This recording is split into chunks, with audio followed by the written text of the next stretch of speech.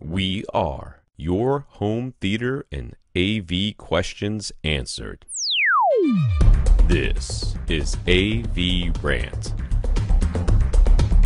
Want your home theater or AV question answered by Tom and Rob? Send it to question@avrant.com. Welcome to another edition of AVRant. I'm Tom Mantry and I'm here with Rob H. This is AVRant. It's your home theater and AV questions answered. Happy belated Thanksgiving for our Canadian listeners. Well, I'm not exactly super early Thanksgiving for American listeners. That's right, but I am more turkey than man. I am more pumpkin pie than turkey. So that's me. Still stuffed. Yeah. You guys do turkey too? Really? Of course we do turkey. Why don't you do like something else, like cheese curds or some crap? Right. Well, some of us do ham. Ham is popular on turkey. That's the same thing that we do. Why are you guys copying us? We're not copying. Yeah, you are. I don't know if any of the food's different. Do cranberry sauce, stuffing, potatoes. Same. Brussels Sweet potatoes sprouts, with mushroom, broccoli. with marshmallows on them. You do that crap? Not at our house, but it is common. Squash, pumpkin pie. So you go to Australia, you know what they do? Then like No, Christmas and New Year's, stuff like that. They don't have Thanksgiving there because Yeah, they weren't pilgrims. They weren't so much with it. They're still a little bit oppressing the people there, so they're still working on that Thanksgiving part. But yeah, it's all seafood, man. It's summer. Okay. It's summer, so it's all seafood. Right. Christmas and New Year's, man. That's seafood time. Well, it's Kentucky Fried Chicken on Christmas in Japan, so you know. That's weird. All right, this is AVRant, the podcast that answers your home theater and AV questions. To get your questions answered, all you have to do is ask. You ask by emailing us a question at avrant.com. You go to www.avrant.com and leave us a comment there if you can. I don't know if that part's fixed, but 2A fixed the rest of it, I think. Did he really? I think so. It apparently has something to do, I don't know. There was some uncompressed things going on. Yeah. So I think it's fixed. I don't know. That would be tremendous if true. Yes. I hope it's fixed. Me too. All right. So Facebook.com/AVRant podcast, YouTube.com/AVRant. Contact us directly, Rob at AVRant.com, at First Reflect for Twitter, Tom at AVRant.com, at AVRant_Tom. On Twitter, where I do not hang out at all, but I do still get announcements. So let's thank our listeners of the week. To be a listener of the week, I have to do is support the podcast in some way. One of the ways you can do that is by going to www.avrant.com, click on the Buy Us a Cup of Coffee link, and leave us a PayPal donation. For that, we want to thank Thomas and Kenneth for doing that this week. So thank you, Thomas. Thank you, Kenneth. Those monies will go into our coffers to help pay for hosting fees and stuff. I don't know what else it pays for, but mostly hosting fees. Thomas, Kenneth, thank you very much for those donations. And we want to thank our 72 patrons over at patreon.com. Patreon is a service where you can sign up for a monthly stipend to take from your account to give to your content creators of your choice. And we would literally appreciate it if you supported us. So thank you to our 72 patrons. Yeah, that's patreon.com/AVRant podcast. If you'd like to sign up, $1 a month is the minimum. You can make it well more than $1 a month if you'd like to, and that'd be cool. And thanks so much to our 72 patrons who are supporting us over there. I don't feel good. I got a sinus thing happening. It's coming on all day. So I actually might step out of this podcast for a second to go, because my wife's going to go to bed, and the medicine is in the bathroom in that bedroom. So I might step out so I can get that before she goes to bed, because if I wake her up, then she's going to roast me slowly over very hot coals. The woman does not like to be woken up. So let's just talk about this real fast. We have SVS coming out with their Prime Wireless products. They're supposed to be shipping on the 22nd of October. The $600 Prime Wireless speakers and the $500 Prime Wireless SoundBase both use DTS Play-Fi for whole house audio integration. They also have Bluetooth, optical, and RCA inputs. Control is via an app or front panel controls, including quick access presets to take you straight to your favorite streaming service channel or other input. They also have a subwoofer output that automatically detects when the subwoofer cable is plugged in and activates an 80 Hz crossover. That's nice. The Prime wireless speakers have 4 50-watt amplifiers, each amp for one amp for each driver in the speaker pair. So they get an amp for 50 watts for a tweeter. Never, Yep. ever going to use 50 watts in a tweeter. But they got it. Lots of headroom. The SoundBase also has pre-out, so you can use it to add DTS play-fi and streaming to any receiver. So that's pretty cool. It's we'll probably be seeing these units in for review, or at least testing by us, one of us, or hopefully you. Okay. Yeah. If they say we're only going to send one unit, we're sending it to you. I don't want it. I don't really have any place to put it in the house, so I could test it out, and then it would just sit in a box someplace, or we could give it away to the listeners for sure. Well, if they let me keep them, I wanted a pair of Bluetooth connectable self-powered speakers for my parents, because they need something that can play louder and better than the current soundbar, but it needs to connect by Bluetooth, because my dad also uses Bluetooth headphones because he's got hearing loss, so it's much easier for him if he has headphones. But if they aren't both connected by Bluetooth, then there's a difference in the latency. Sure. And, somebody's hearing an echo. So, if that would work, if I can keep them, that'd be great to give it to my parents. It would be put to good use. Yeah, so we'll see. There's a couple of our... Like, I saw this before SVS even sent us the email. Like, I saw it on Facebook, and I was like, Rob, we're going to have to talk about this. Well, yeah, they had been, like... We mentioned them months and months ago when they first said these are coming, and then the announcement now is just that they're available to pre-order. Yeah. So, I saw a couple listeners like, oh, they could have done better with the aesthetics. I think it looks really cool. I'll be honest with you. Yeah. I like the little rounded... the little beveled chamfered edges there. Yeah. And then the speakers themselves look nice too. I mean, they look about, I think, a little bit nicer than the normal Prime speakers. I think so. So we'll see what they look like when they get in here, but or how they play. I'm sure they'll be fine. Very much looking forward to that. So some of our AVRant listeners seemed quite excited about the Microsoft Surface headphones that were announced for $350 and they're shipping November 19th. They have physical dials that you can turn on the ear cups, one for volume and the other adjust the level of active noise canceling. Really? Yeah. That second one's a little weird to me, I guess, but whatever. Okay, so I went to the website and I clicked on the video and they show this guy going down the street. He puts the things on. All of a sudden, it's like dead silence. So I'm like, lies. Lies. It's not going to be like that. Lies. But whatever.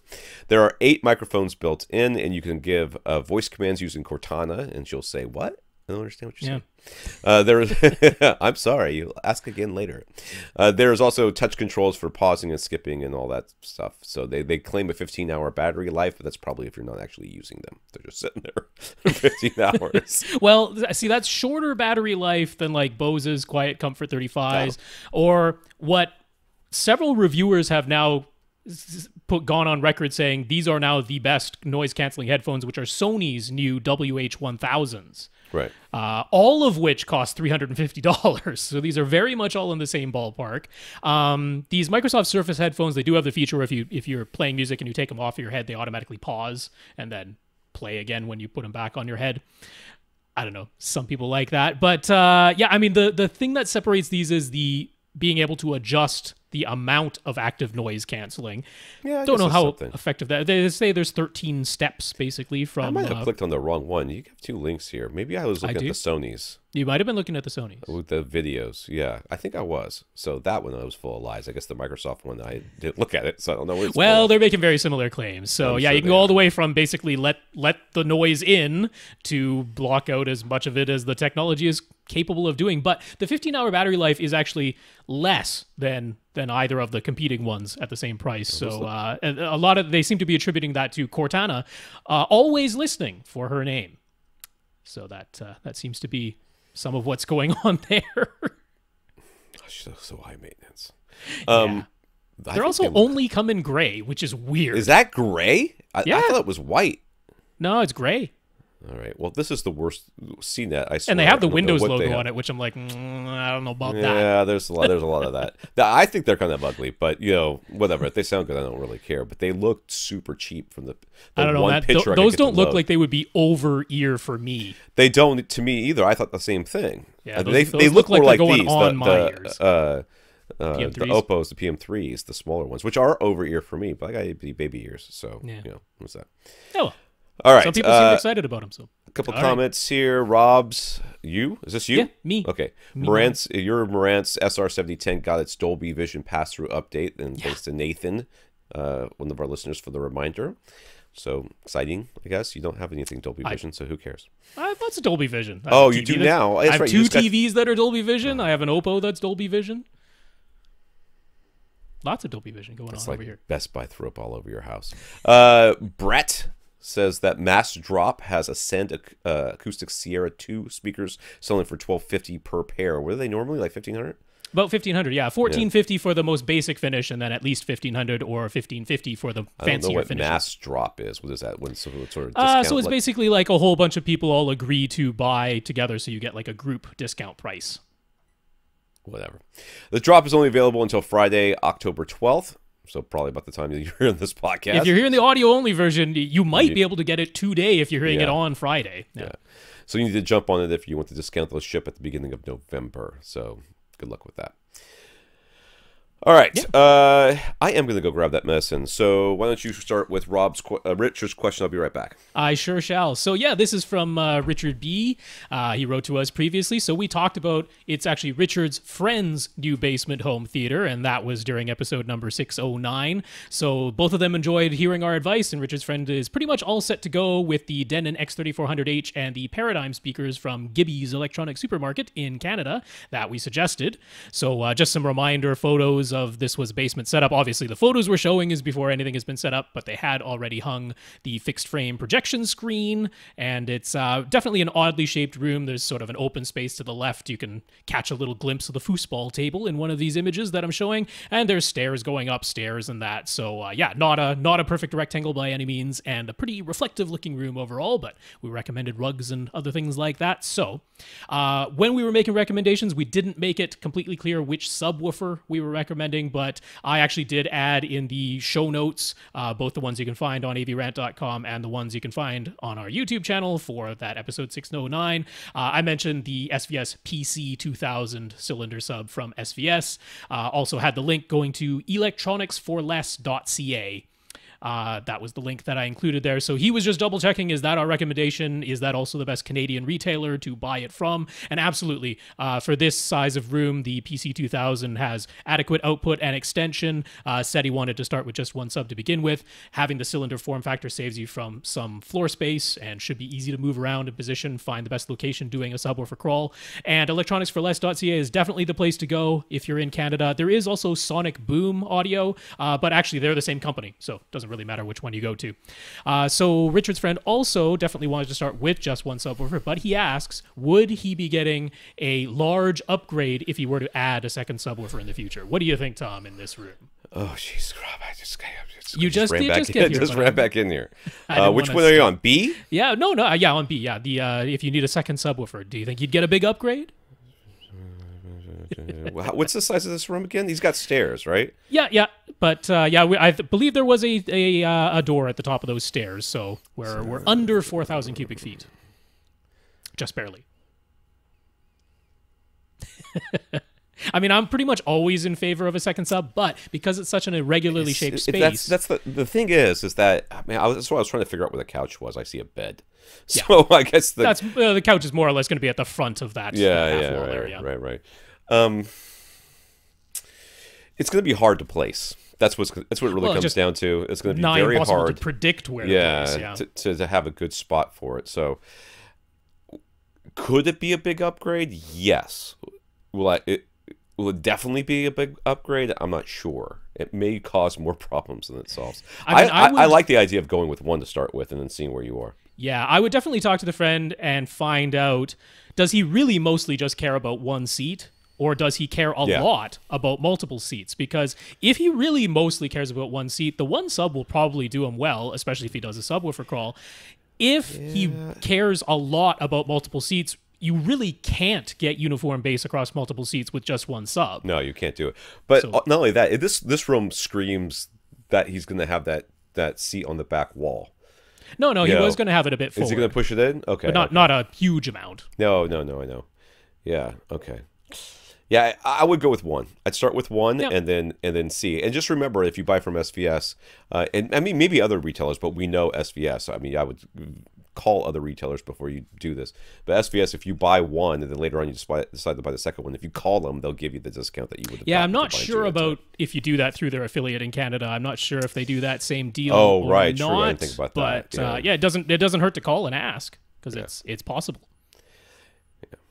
So we didn't think about a universal remote the first time around, so what would we recommend on that front? Richard uses a Harmony Companion himself, and he loves it. Should his friend go with that? Or would the more expensive Harmony Elite be a better choice? The Companion, which one's that? Is that so the Companion is the one that's all hard buttons, no touch screen on the little handheld remote itself. But it does come with the hub. It's very easy, dude. You have your friend over, and you hand them your remote, and you say, how do you like it? Well, do you wish this had a touchscreen? Because if you do, then you'll have to spend a couple $100 more. There's a bit more to it than that, though, which is that once you have the hub, you can always use the app on a smartphone. That's true. So if you want a touch screen, I hate that. Yeah, if you want a touch screen only occasionally, as long as you've got a smartphone or a tablet, you can have one. You just put the Harmony app on there, and there it is. And if you're like most people, and 99% of the time you're using the same buttons, mostly the directional buttons and OK and volume up, volume down is what most people use the majority of the time, then the Companion is perfect for that. So yeah, if he's someone who uses less common buttons frequently, ones that would need to be labeled on a touch screen, or then number of sources and stuff like that. I mean, could make a difference. Yeah, there's a lot of. I like the touch screen.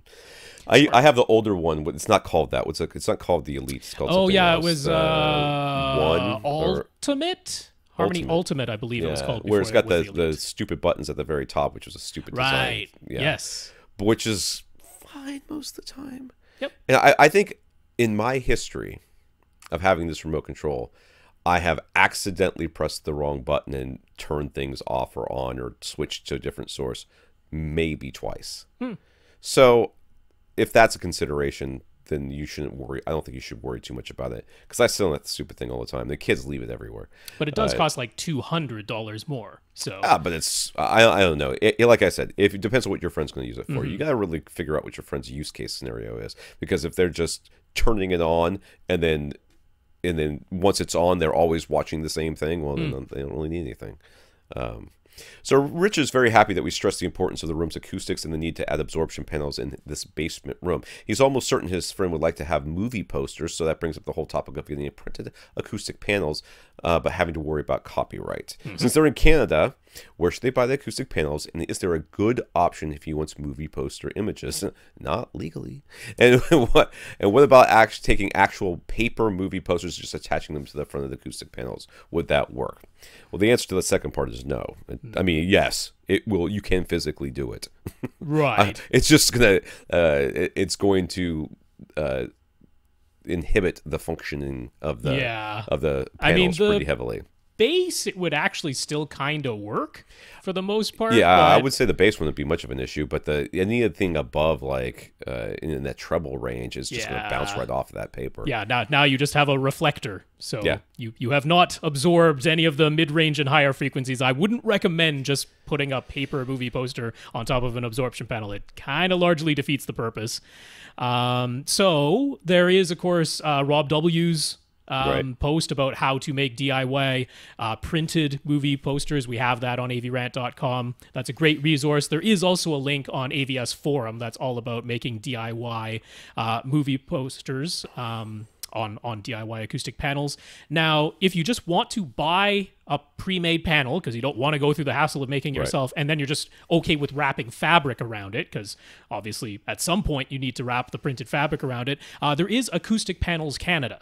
So they are in Canada. Once you factor in cross-border shipping from somewhere like GIC or Acoustimac, the prices are very comparable, if not cheaper, going with Acoustic Panels Canada. So if you just want to get the panel, they also have DIY materials if you just want to buy the insulation there and that. So that's a good resource in Canada. Prices are reasonable. And then the place to go these days seems to be myfabricdesigns.com. So far, they, at least according to the information I've been able to find, they haven't stopped printing movie posters yet. At some point, they probably They haven't gotten their cease and desist yet, so keep it on the down low. But they very clearly do offer shipping to Canada. So they are based in the States, but they definitely offer shipping to Canada. I don't know off the top of my head what service that's based in Canada that does printing like this, but My Fabric Designs is inexpensive. They definitely ship to Canada. They seem to still print movie posters, so you can inquire at the very least. Yeah, good luck with that. John has been waiting to upgrade his projector. He's been eyeing the Epson 5040UB, but he really does not want to spend more than $2,000. Now that the replacement model has been announced at IFA, do we expect the 5040 to drop below $2,000 soon, or is there a different model he should be considering that would fit his budget? So, quick internet search showed that you can get this model for just over $2,000 on eBay. So who knows? But Amazon is like $2,500. Directly from Epson, it's $2,500. You know, from Newegg, most places like are $2,500. Some places do have refurbished for right around $2,000. Do I expect them to come down? Eventually. How long are you willing to wait? Because they have a direct replacement of it, don't they? So they should. Well, it hasn't. Weirdly, it hasn't been officially announced in North America yet. I mean, I'm expecting it to just be called the 5050 UB. Right. And strangely, it hasn't been officially announced yet. So I don't know if they're waiting on a certification or something, maybe. But, yeah, it could be, or they're just. Yeah, it's probably what it is. They're probably waiting on something that's stopping them from announcing it officially. Yeah. And then I mean, they announced the TW9400 in Europe, which would be the exact sister model in the United States to the 6050 UB. That would be in the Pro Cinema series instead of the Home Cinema series, where they give you a black case instead of a white case, and that's about the only difference. Yeah, gosh, 2000. I think. If you're willing, I know for sure if you're willing to go refurbished, you can do this. Right. I wouldn't be surprised if it does drop to, maybe it'll be like 2,100 or something, but it be within spitting distance. Because interestingly, like the 4000 series, which was the contemporary, the slightly less expensive contemporary to the 5040 UB, that's now down to 1,500 brand new. And its replacement, the 4010, is already being discounted to 1,800 off of its $2,000 MSRP. So given that a couple hundred, both of those are now under 2,000, it sort of makes room for the 5040 to maybe be discounted. Like I say, at 2,100, I'd probably jump on that, and I think that's highly likely. I would also mention, give AV Science a call, because they're very good about offering discounts on brand new projectors, and they do carry Epson, so it's worth at least getting in touch with them. All right, the dimensions of John's theater are roughly 15 by 15 by 8. He expanded his 7.2 speaker setup to 7.2.2 Atmos. He says it would be fairly easy for him to change that to 5.2.4 instead, but he owns a lot more movies and 7.1 soundtracks than Atmos soundtracks, and the majority of his content, both owned and streamed, is of course 5.1. So what speaker configuration is actually going to work best? What happens to the surround back content in the 7.1 soundtracks if he uses the 5.2.4? And what will the difference be when he's upmixing 5.1 content? Is 5.2.4 a whole lot different than 7.2.2? I don't know where you're sitting in this room. So I don't know how far away you're sitting from the back wall. So my answer to you would be it depends on where you're sitting. If you've got room behind you for the two rear speakers and you really want them to be there, and because of the 7.1 content that you have. Now, for those of you that are thinking, what is this guy talking about? Well, if you're worried about the actual channel information, the information that is on a 7.1 soundtrack is channel-based, meaning that there's sounds that are supposed to come out of each one of those speakers, and they're programmed specifically for those speakers. If you don't have them, then the information is mixed back into the surround back information will be mixed into the side surrounds. Is that a bad thing? No, it really doesn't matter that much. I got to be honest with you. I think they do a very good job of doing that, and it's not something that I would ever worry about. But for me, the question is not what is best for the type of stuff that I listen to. The question really is what's best for my room. And if your room is set up in such a way that you've got 3 feet between you and your back wall, which might be likely in a room that's only 15 feet deep, I don't think you have enough room behind you for surround back speakers. Agreed. And then therefore I would go 5.1 or 5.2.4. But if you're sitting smack dab in the middle of that room, you're like, well, I really want those speakers to be back there. That's fine too. Generally speaking, my go-to answer in this situation is if somebody comes to me and says, I'm going to have Atmos. Okay, first of all, let's recognize that I'm not foisting Atmos upon them. They're coming to me saying that they want Atmos. And I want to have, I can have either 7.2.2 or 5.2.4. Which one should I get? I'm going to say 5.2.4. Right. Almost all the time, regardless of room. I'm in that camp as well. Now, I mean, the number of times that you really notice a sound panning overhead, it's kind of few and far between. But you know what's also few and far between is hearing sounds directly behind you in surround backs. That's true. I mean, if you have a really strong preference for hearing something directly behind you from a surround back speaker, okay. Also, if you have a really strong preference for rarely hearing a sound pan overhead from front to back, then also okay, so that can help you answer that. I lean towards having the 4 overhead speakers. I like having the ability to pan the sounds side to side and front to back, which you cannot do if you only have 2 overheads. And given that you are in quite a small room, I'm betting surround backs are kind of close to you anyway. So we're going to find this out in a second here, so yes. Yeah, I'm leaning towards 5.2.4, but if you're like, I really want those sounds behind me, then I'm like, yeah, stick with 7. So a seat is near the middle of the room, and the most convenient places for him to mount overhead speakers would be 3 feet from the front wall and 3 feet from the back wall. So roughly 5 feet in front of the seat and roughly 4 feet behind the seat. He'd be using Focal Bird speakers. So will these positions fall within Dolby speaker placement guidelines for top front and top rear speakers? Yeah, top fronts and top rears. Yes. Oh, yes, definitely, yeah. They go by angles there. Yeah, and, but you're 8 feet, and it's usually, what, like 5 feet in front and 5 feet behind-ish, 3 to 6 or something like that? Is that what you usually say? Yeah, very much so, yeah, because, so assuming you have a pretty average seated ear height of about 3 feet, that leaves approximately 5 feet from your ears to the ceiling. So if the speakers are 5 feet in front of you, that is exactly a 45-degree elevation angle, which is smack dab in the middle of where they would want top fronts and top rears to be. So that would be the 5 feet in front of you. Now, if it's 4 feet behind you, then the elevation angle is going to be a little bit higher than that, but top rears can be up to 55 degrees in elevation angle. Right. So if they're about 4 feet behind you, it should be right around, what, a 51-degree field of view at that point, or a 51-degree elevation angle at that point. So you're right where top fronts and top rears should be with those placements. Yeah. Since he'll be using Focal Bird speakers, should they be pointed straight down, or should he pivot the mounts to angle them towards the listening position? They should be pointed straight down. That's exactly the way they're meant to be. I know. You're like, but I can point them at my face. Non-intuitive, and if they are front heights and rear heights where they're closer to the walls, then they do mention like angling those a little bit.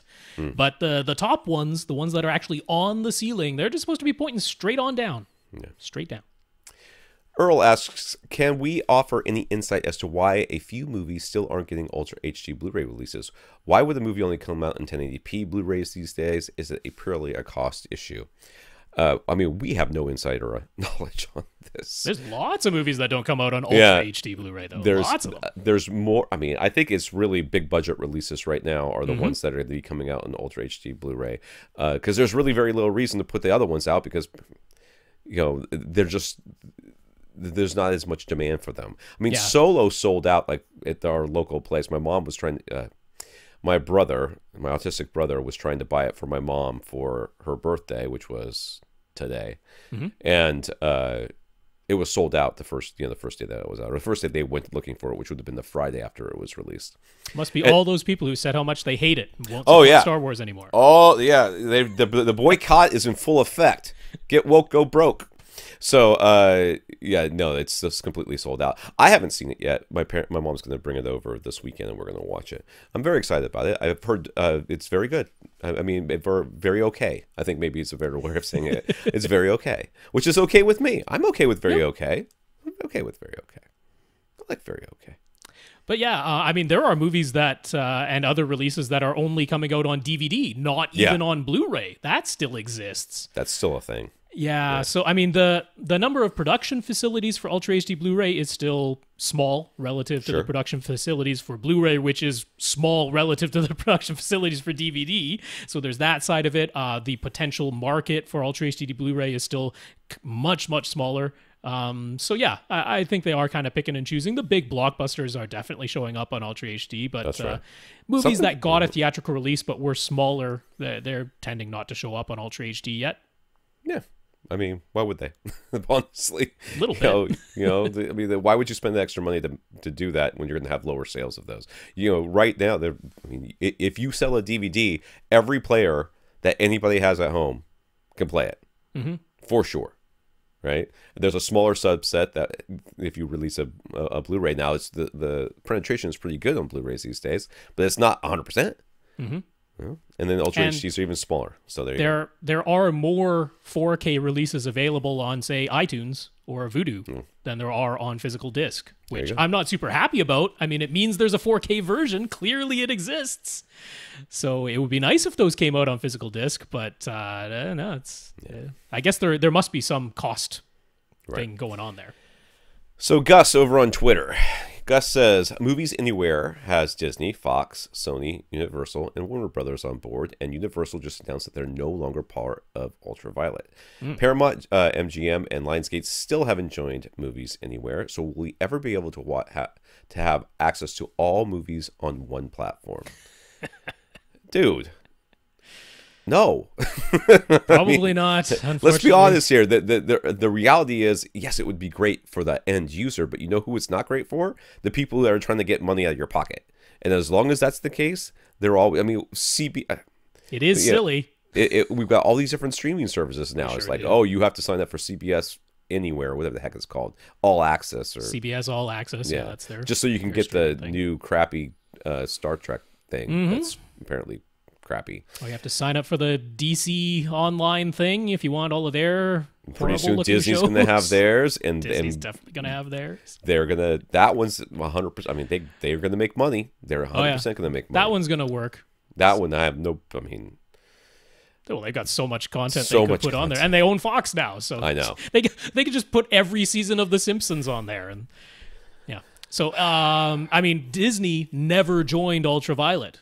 They were the studio that held it because they had Disney Movies Anywhere, which has now become Movies Anywhere once all these other studios have signed on. So I don't know. I guess, who knows, maybe Paramount and Lionsgate had a bigger stake in Ultraviolet than the other guys or something like that. I don't exactly know. Again, behind the scenes, we're not privy to it all. All right. They could have signed some sort of contract we don't know about. Who knows? But I mean, will we ever have access to all the movies on one platform now? Yeah. It's called BitTorrent. No, but I mean, there's also iTunes and Vudu. That's true. I mean, iTunes, you can't redeem Ultraviolet titles on iTunes. Right. You could redeem the iTunes thing or Movies Anywhere, works on iTunes. Vudu was Ultraviolet, so you could redeem Ultraviolet on Vudu, and then it also works with Movies Anywhere, but you couldn't redeem iTunes passes on Vudu. So the nice thing was, if you were like, okay, I redeemed a bunch of things that weren't available, or I didn't get an iTunes code, but I got an Ultraviolet code, so I redeemed them on Vudu, and then vice versa. I had some iTunes codes, but not Ultraviolet codes, so I redeemed those on iTunes. What's great about Movies Anywhere is now they cross-pollinate, and they're like, okay, everything that you redeemed on either of them is available on both if they're part of Movies Anywhere, but if they're not part of Movies Anywhere, if they're from Paramount, MGM, and Lionsgate, they're probably stuck on one service or the other, wherever you were able to redeem it. So I get how that is annoying, because it's going to be some of your movies are stuck on whatever platform you redeemed them on. Yeah, fair enough. I wouldn't hold my breath. I would continue using both iTunes and Vudu if Vudu were even an option for me. I'm only using iTunes because that's all that I got in Canada. I haven't bought a single movie on iTunes. I'm not about to start now. Chris, HDTV Test posted a YouTube video about CineMike in Germany. CineMike modifies products, specifically Oppo players, JVC projectors, and Marantz processors, seemingly by hand. That's what the video showed. Handheld soldering iron. Sorry, the sneeze is real. I thought you were reacting to it. No, I'm not. I'm trying not to sneeze on this podcast. The sinus. I'm telling you, this sinus infection is killing me. Got like my teeth hurt on my left side. It's driving me nuts. And I haven't taken any medicine because I knew I was doing this. So I tried to get Lee to fill in for me today, and he was like, nah, man, I can't. I'm like, I'm dying, Lee. You're a terrible person. You need a subwoofer. Replacing components on the circuit boards and replacing power supplies with supposedly higher quality parts, all in the effort to lower noise floor and improve performance. The HDTV Test guys say they're skeptics, and they said they pretty much didn't see any picture quality differences, so they're dubious about paying thousands of dollars to mod things on the video side. But on the audio side, Vincent Teo was quite effusive, saying he heard obvious improvements when using a modded for $5,500 extra. Oppo 205 player versus the standard 205. So Kris would like our take on that. Yeah. Whoa. Yeah. You know why? Because it's very easy to tell differences with your eyes, and it's not so easy to tell differences with your ears. So that $5,500 difference is 100% between the ears. 100%. Well, not necessarily, because they were playing a modded Oppo 205 on a modded Marantz AV8805, I think it was. Okay. Yeah. Because what he was describing in terms of the sound quality from the non-modified Oppo 205, and again, this is only in analog audio. So if you're like, everyone really should be using an Oppo player and you're using an HDMI connection for the audio, zero differences to be had. They're only modifying the analog stuff because that's the only thing they can. Kind of all you could to make any difference. So this is the analog audio output on an Oppo 205, which is heralded as a reference quality analog transport. They're making it better, though. $5,500. They say they're making it better, but what Vincent was describing in what he heard when playing the non-modified 205, I'm like, oh, they put parts in that Marantz that have boosted the gain to the point that it's clipping.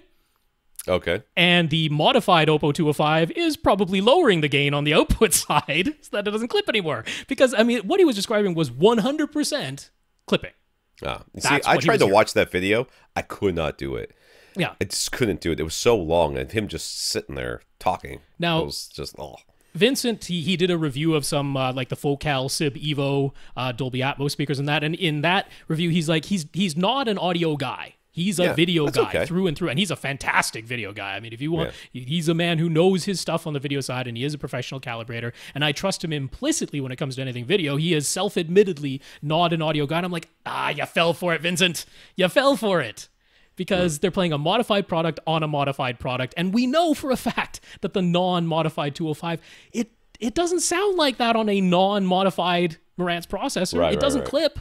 It's not what's happening. See, I didn't get that far, but the reality here is if we had taken and just used a normal Marantz, the differences were going to be either negative or a type of EQ.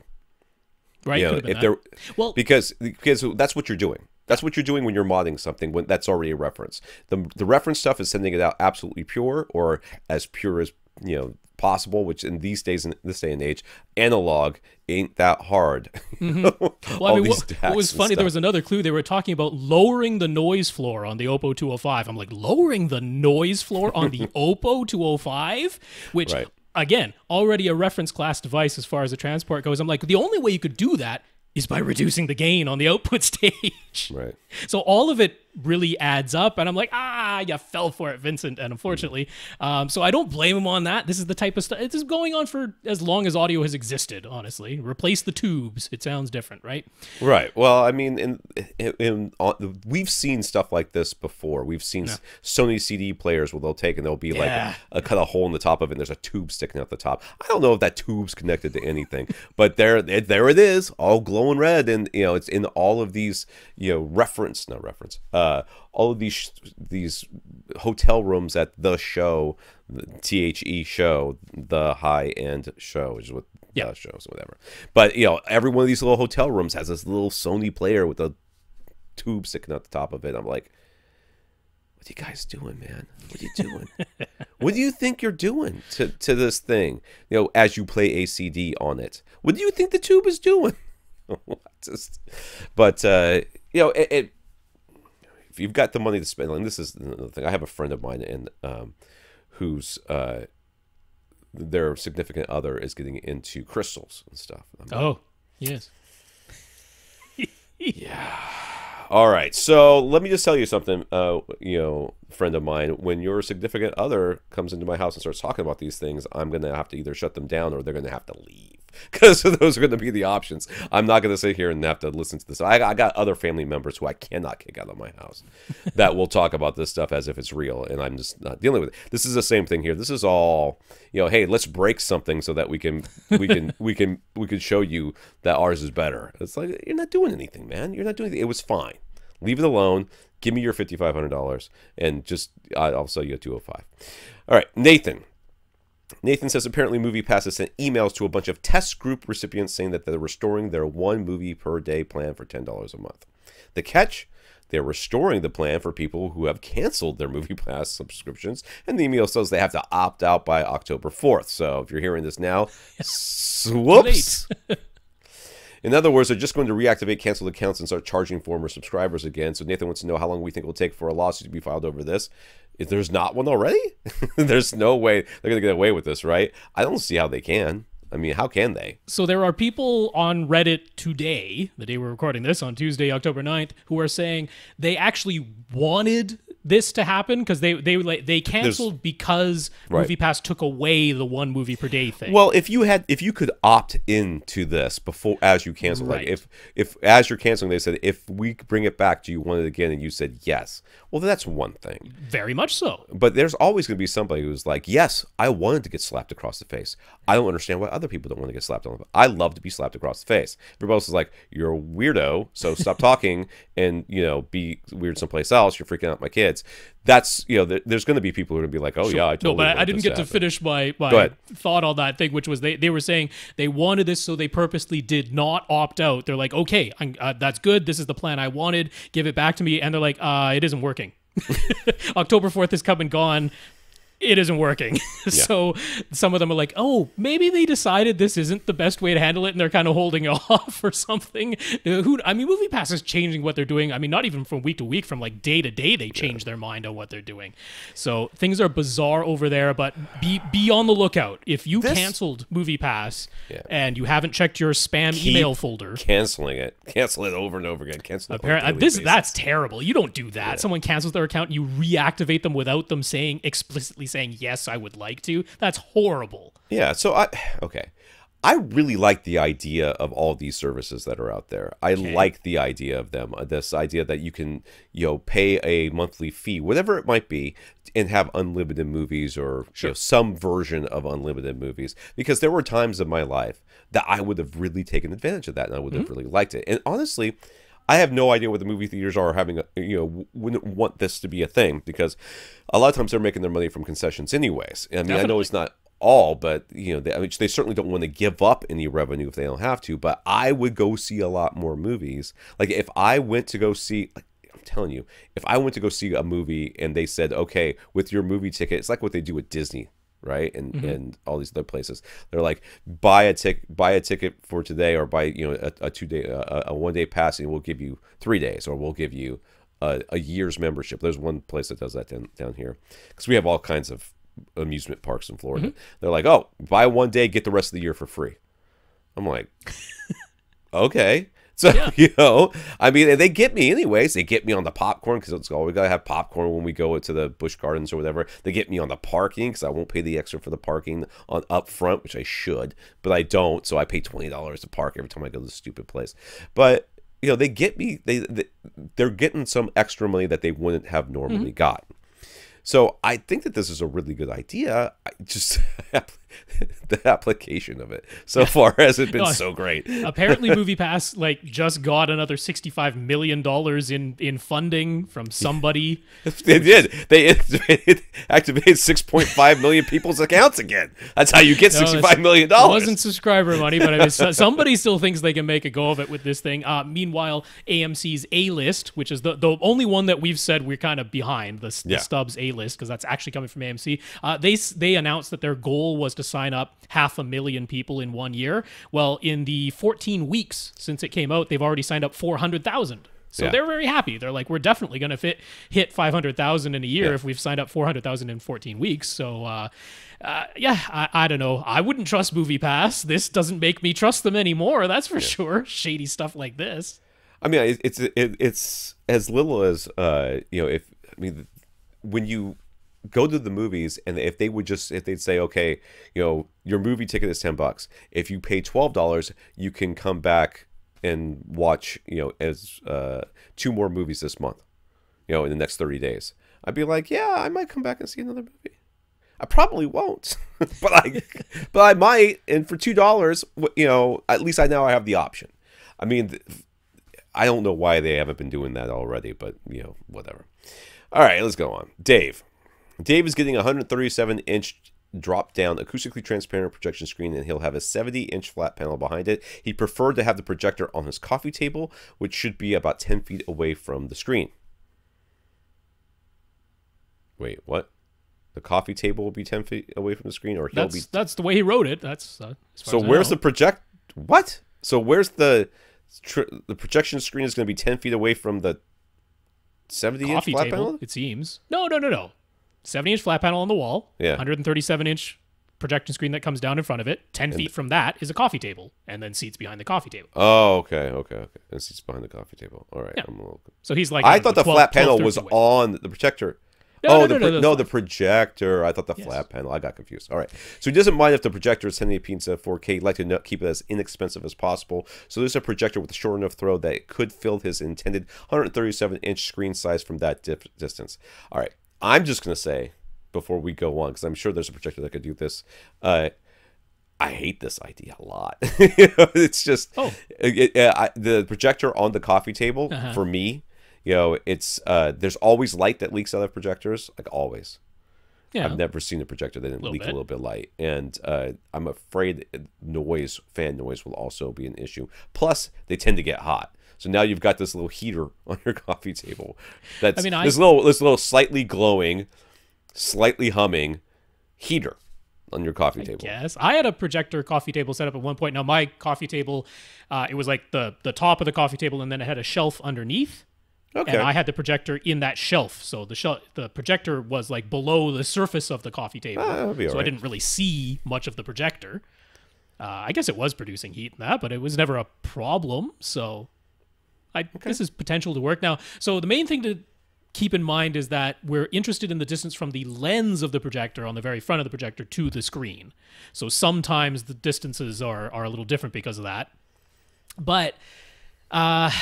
It's a little bit tricky. If it's exactly 10 feet from the front of the coffee table, meaning that's as far forward as the projector could be, to the screen, I don't have a projector that's going to fit perfectly on that. Now, there's the options I would point you to would be from BenQ. Okay. So BenQ's HT2050, it's now the 2050A, that's the current model. It goes for $750. It's 1080p. Really nice little DLP projector. Has a little teeny bit of vertical lens shift on that model, which could be helpful. But the closest it could be from the lens to the screen for a 137-inch screen, and I'm just going by Projector Central's projector calculator thing that they have, which is very, very handy. The closest it could be is 11 feet 5 inches. Now, maybe if you have that projector towards the back of your coffee table, because the one thing to know about the BenQs is that the entirety of the image, if you're talking about a coffee table mount where the projector is right side up, the entirety of the image will be above the lens of the projector. There's a little bit of lens offset, and all of the image will be a little bit higher than the lens of the projector. That's the way the BenQs are. So it's not as though you have to worry about some of the image being cast downward towards the coffee table or anything like that. All of the image is being cast upward a little bit. That's cool. So I mean, especially since coffee tables tend to be lower than the bottom of your screen anyways. That's right. Yeah. So 11 feet 5 inches might work. You might have to put it right towards the back of your coffee table, but potentially it could work. Now, they do have a sister model, which is the HT2150. So not the 2050, the 2150 with the letters ST on the end, and that stands for short throw. Now, this is a short throw projector, not an ultra short throw. That gets conflated a lot. A lot of people say short throw when they mean ultra short throw. Ultra short throw are the ones where the projector's like a foot away from the wall. Right. A foot away from the screen. You see at schools. Yeah, they're right up there by the projector. He doesn't want that. The short throw just means it's a lens, but it's a shorter throw. Now, unfortunately, with that one, it could be anywhere from 6 feet 10 inches from the screen. There's a 137-inch screen we're talking about, so that's darn close. The farthest it can be is 8 feet 3 inches. Dude, there's no way. There's no way. I mean, if you think about it, because we got to... For those of you that have never... He could put a little table in front of his coffee table. He's got a little table for his projector. And have the projector a little bit in front of the coffee table. That might work with 8 feet 3 inches. But, I mean, those are the ones... Like, there's none of the Epsons that can get close enough. Yeah. They're all looking at, I think at a minimum was 13 feet from lens to screen. So that's definitely further than you're looking for. Right, but even 11.5 from lens to screen, I mean, most projectors are, what, a foot deep? About a foot deep. Yeah, so his coffee table would have to be, if it's front of the coffee table to this 3 thing, feet deep. it'd have to be 3 feet deep for him to get that. I don't think that that's what it's going to be. Some people have a square coffee table that's like 4 feet by 4 feet, but if that's not you, you can't use anything in front of this thing. Like half of that coffee table is stool dead. in front of the coffee table holding the 2150 short throw. Now the 2150 short throw goes for $850, so it's a little bit more expensive. A little bit different lens. Price goes up, and they don't make as many of them. I don't know. I don't have a better suggestion than either of those two though, because there's nothing else. Yeah, this is a very unique problem. I did also want to mention the 70-inch. I don't know if that's a 4K. Right. TV or not, and if you've got a 4K TV but a 1080p projector, that could cause issues too. Yeah. Let's nip that one in the bud. So, hey, how do you feel about 1080p content on your 4K screen? Because that's what you're going to get. Unless you're going to be hot swapping cables. Yeah. Well, if it's on a coffee table, unplugging it from the back isn't so bad. Yeah, you got a point there. That's easy access. Yeah. Especially since that coffee table will be sitting in the middle of the room because it's too short. So I don't know if those. Yeah, it sucks that there isn't one that's bang on, but that's as close as I can get you. It's either a little bit he's farther gonna have than to you be. wanted. He's literally gonna have to be sitting next to his projector. It's gonna be on the chair with him. Like every time he sits down, the whole screen or wobbles it has its back own and little forth. stool in front of the coffee table. You know. Yeah, the dog comes by and knocks it over. Oh, there's or you $750. ceiling mount the thing, and all of this goes away. Yeah, I was gonna say, just why don't you be regular like everybody Do else. also need to mention that HT2150 short throw, no vertical lens shift at all. So where it's sitting, you got to put the projector where it's going to be first, and then figure out exactly how much you need to lower that screen, because there is no adjustment on the 2150 short throw other than like physically tilting it and using keystone adjustment, which would be less than ideal. Right. It's problematic, Dave. Well, with a drop screen though, you do usually have options. Some play, yeah. Yeah. But sometimes it's like a little bit coarse in its adjustment. Getting this perfect could be a challenge. Yeah. Kris wants to improve his 5.1 bedroom setup. He's using a BenQ F12 subwoofer, a Denon 1312 receiver, and a Mica MB42X speakers. The Denon is an older entry-level receiver model, so it's HDMI 1.4. Does not have auto step of any kind, no Odyssey, none of that stuff. Kris has around $350 to spend, so he wants to know what would deliver the most noticeable upgrade. He likes the idea of a Marantz slimline receiver since physical space is at a premium. The NR1508 from Accessories4Less could fit his budget, but he's also thinking he could upgrade his speakers with 3 NHT SuperZeroes across the front being something he could afford. So how much of an upgrade would the Marantz be over his Denon if nothing else changed? And how much of the upgrade will the NHT SuperZeroes be over his Mica front speakers if the receiver stays the same? Yeah, so he's got $350 to spend, right? $350 to spend, right around there. Yeah, a little bit of wiggle room, but right about that. So $350. I don't know these speakers; they sound cheap. Yeah, I haven't heard the Mica speakers. Yeah, I'm gonna click on them real quick so I can take a look. I know at them. they have very positive reviews in that, but they also go for what is it, $80 a pair, and they're sometimes available for $60 a pair. So they're very inexpensive, which is one of the reasons people like them. Right, sure. They have a perfectly reasonable looking design. There's nothing about their design that makes me go, oh, there's no way that could be good. It could be fine. I mean, these could be similar to the mono price speakers, which are dirt cheap, but they're fine. They're pretty decent little speakers. The mono prices in these Micas look like they. All of these are little black boxes. They could be similar to that. Now the SuperZeroes we're big fans of. We know those are very good speakers. So, okay, let's just talk through this. So if you were to get new speakers, what are you looking for? You're looking for extension on the top end and ability to blend into a subwoofer on the bottom end. That's what you're looking for. Yep. Will you notice that in your room? Maybe. I'd say more likely than noticing changing your receiver. Well, to change the receiver, what are you looking for there? You're looking for, in his case, room correction. Sure. That's the one thing that he's going to be looking at as being a noticeable upgrade, because the DACs and all that other stuff, that's all that's not amplifiers are a wash in this case. In this case, you're sitting close enough to everything.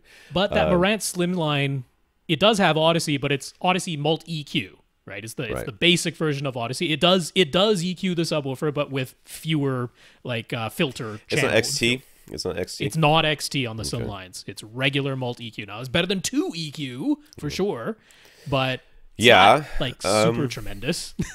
So what are the other options for things that he could do in this room? So let's just, I mean, because he's mentioned these two things as being things that he's speakers or a receiver. Well, I mean, there's also the second subwoofer, right?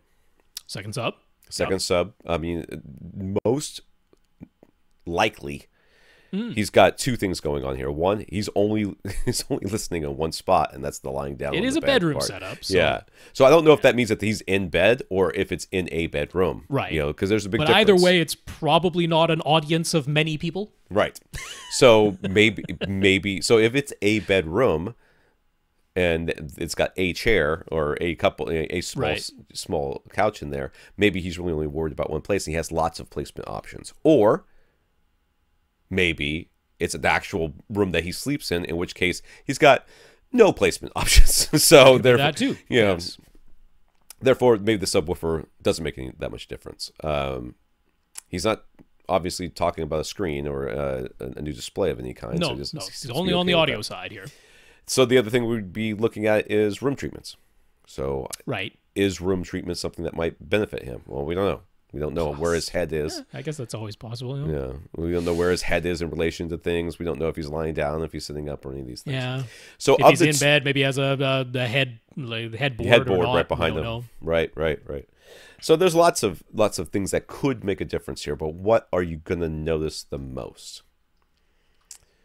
Speakers. A change in speakers makes the biggest difference, other than like outright changing the room. Yeah, I wish I knew more about these speakers. I got to be honest with you. I wish I had a little bit more. Yeah, I wish I'd heard them. I wish I had a little bit more information about them. I almost want to suggest. I mean, come on now. I like the NHT SuperZeroes. I talk about them all the time, and I know you probably like them because they're small. Yes. But maybe not get those. Maybe get something like the ones I've got on my ceiling. What are those? The birds or the little birds? Yeah, the focal You've birds. got birds. You could get little birds. 3 little birds would easily fit your price point. Yeah. And those are small. I mean, if you got the birds, you'd be like, well, it is a lot bigger than I thought. They are going to be a lot bigger than you think. That is true. But that could be doable. I mean, another one where I'm like, here is a speaker upgrade where even without having heard the Micas, I'm going to guarantee is a difference in sound and an upgrade in sound quality would be Ascend Acoustics HTM-200SEs. Okay. Those to me are a cut above at their price point, but you wouldn't be able to get 3 of them for $350. It's about $450 for 3 of those. Okay. Now, I mean, if you were going to do a receiver upgrade, I want you to get a greater difference. So if you were going to do it, I'd point you to the Denon X2400H. Now, that doesn't give you the nice slim profile, doesn't give you the short height or anything, but it gets you multi-Q XT. Right. And from Accessories for Less, this is within the price range that you're talking about, would be a Denon X2400H. So if you were going to get an AV receiver, that's the one I would point you to, just so you get the higher level of Odyssey. I guess, okay, so the reason why I was leaning more towards the focal birds than the NHT SuperZeroes is simply because of size. And knowing that you can get a little bit more bass out of the focal birds than you can out of the NHT SuperZeroes, but not out of the little birds. The little birds would not. Little birds would not. The little birds would be about the same, and I would be. And my idea here is that I want you to notice the difference more than anything, as it crosses over into your subwoofer, where you may have picked up on either consciously or unconsciously a bit of a dip there. They might just sound a little bit fuller overall if you get a slightly larger speaker.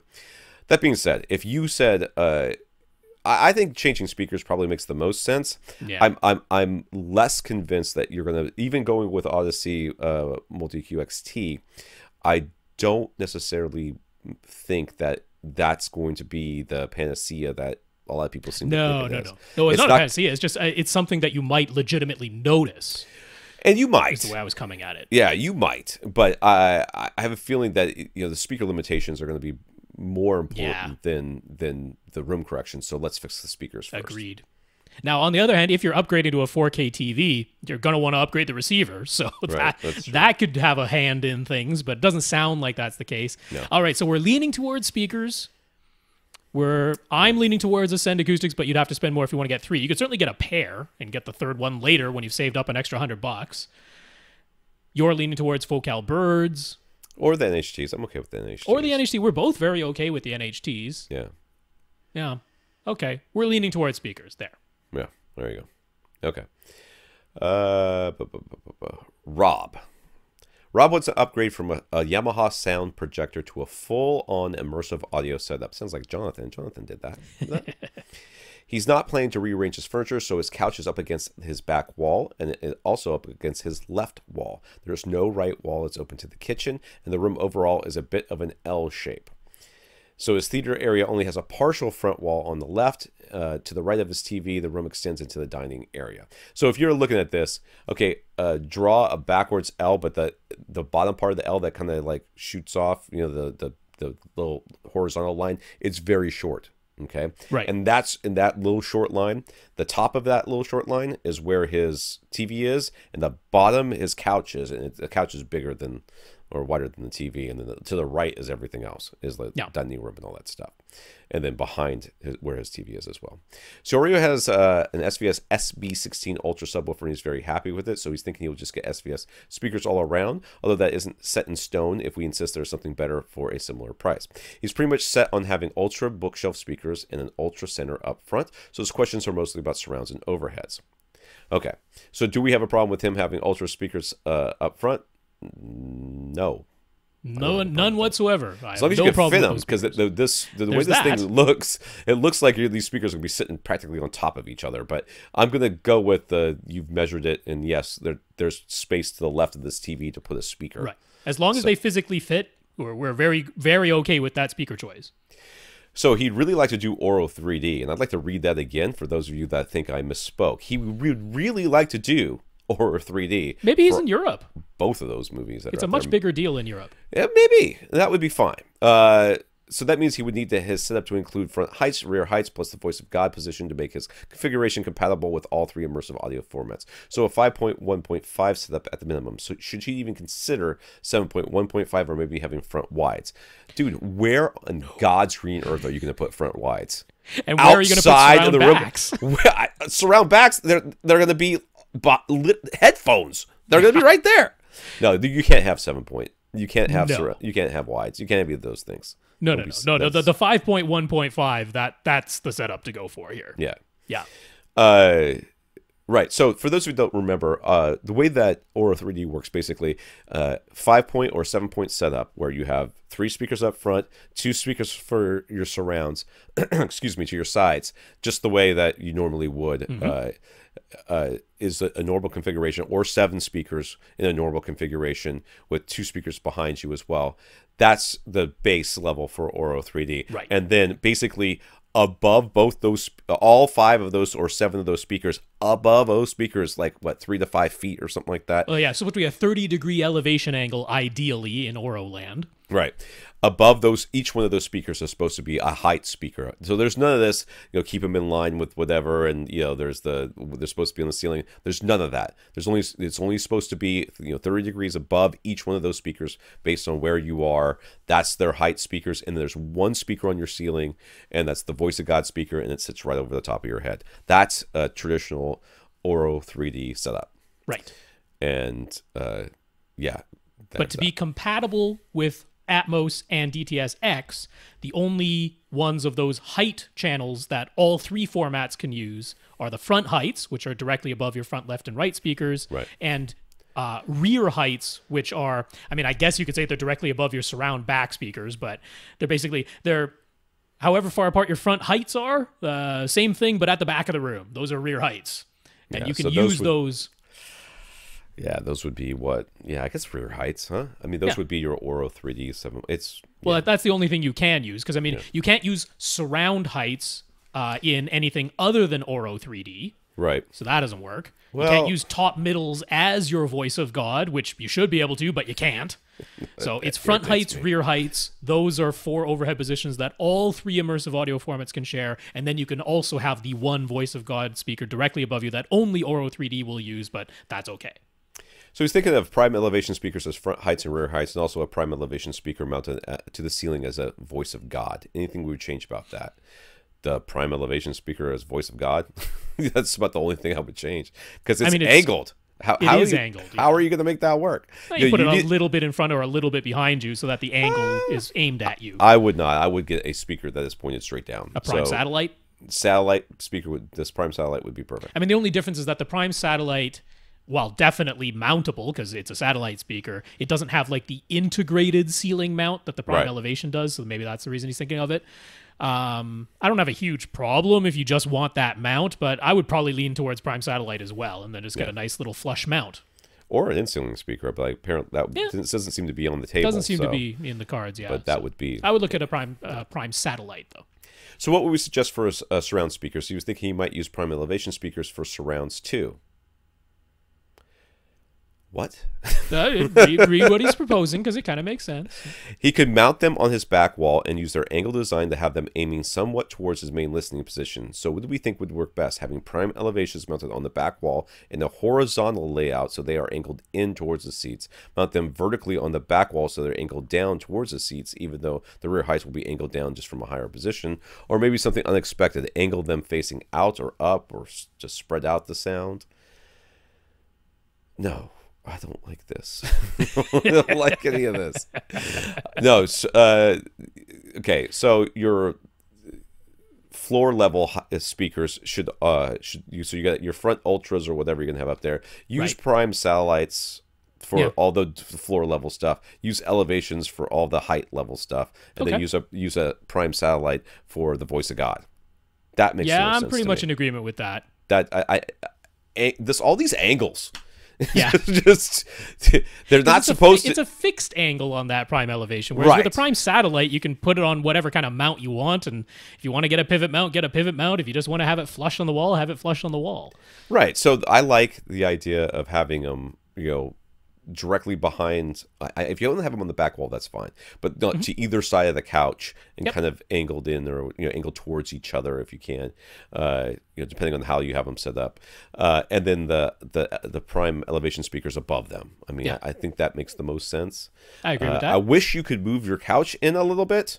I'm sure you can move it like half a foot. I mean, just a little bit, because you're going to be right on those speakers. Nobody's going to notice half a foot. Yeah.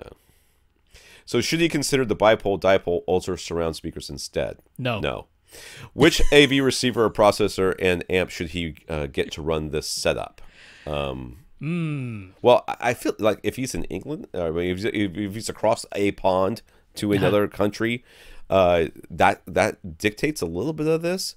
But most like all the Denons and stuff like that, they can all do Aura 3D. Not all of them out of the box. You sometimes have to pay extra for that. Right. Any of the current ones from the ones that end in a 400 or the brand new ones that end in a 500, those have it out of the box. Right. But sometimes you have to, like, voice of God has to have an amp no matter what, though, right? Because it comes off a subwoofer input or output. So if you would like to be able to run your entire, so we're for sure saying 5 floor level speakers, 4 height speakers, 1 voice of God. So 10 speakers total. That's what we're talking about. We're for sure saying that because you're not going to have surround backs, not going to have front wides, not in this setup. Right. If you would like to be able to run all of that just off an AV receiver, you can do that if you got the X6400. Seems overkill for this setup. Well, not really, because, I mean, so it has 11 amplifiers built into it. The step down has 9 amplifiers built in, so you'd for sure need to power something externally with the 4400.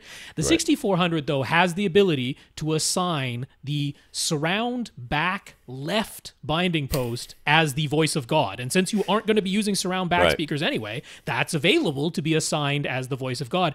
Any of the lower model numbers don't let you reassign it like that. You on any of the lower ones, if you have a voice of God, it must be powered by an external amp that is connected to the subwoofer 2 pre-out. It's the only way to do it. So an X6400, in a sense, could so it's more convenient in that it's just one thing doing all of this, and it might actually save you a bit of money in that you don't need any external amps. It can power everything itself. You don't have to use a pre-out for any of the channels. So, and none of these speakers that you're buying, I mean, you're not, first of all, you're not sitting that far away from anything, so none of these speakers that you're buying really I mean, these are easy to drive speakers in a listening distance that isn't gigantic. The room is fairly large, but the listening distance isn't huge. You've got an SB16 Ultra handling the bass, so we're not worried about that as far as output goes. Yeah.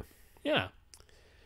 So he's thinking he'll install some acoustic panels, but he doesn't want to anything too crazy. He was considering some, considering 2x4 foot panels with they're 2 inches thick on the wall behind his main couch, and then a couple of panels on the front wall behind the TV and front speakers. What do we think of that plan? I think you need one on that left wall, like for show. But other than that, yeah, wherever that first reflection point is on that, it's a bit tough because he does have windows on the left wall.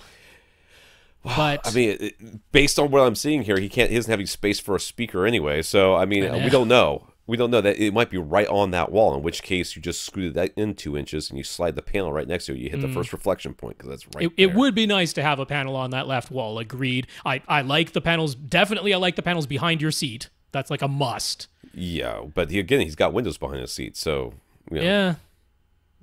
I mean, I don't know. From what I'm seeing here. But panels behind your seat is a must. It would be very nice to have panels on that left wall. The front wall let's just say, if you super necessary, really. Yeah. Behind your seat is not behind the couch. Behind your seat is behind your head. Right? So if those windows are behind your head, you're like, I'll take these panels and I'll put them behind my couch. They are not doing anything. I mean, they're doing something. They're not doing what they're supposed to be doing. They're supposed to be behind your head to catch the sound as it's bouncing off that back wall. This will all be a little easier when you move your couch into the room a little bit. But behind your front speakers, okay, I can get behind that. Behind your TV, I don't really know why the TV. I mean, unless it's just for the center speaker, I guess. But yeah, I guess. Yeah, most center speakers, like, based on what I'm seeing here, it looks to me like that center channel is probably inside of that component, the stand that the TV is on. Stand, yeah. In which case, anything that's coming out the back of that thing's hitting the back of the can probably hit in the back of the cabin and coming back out again.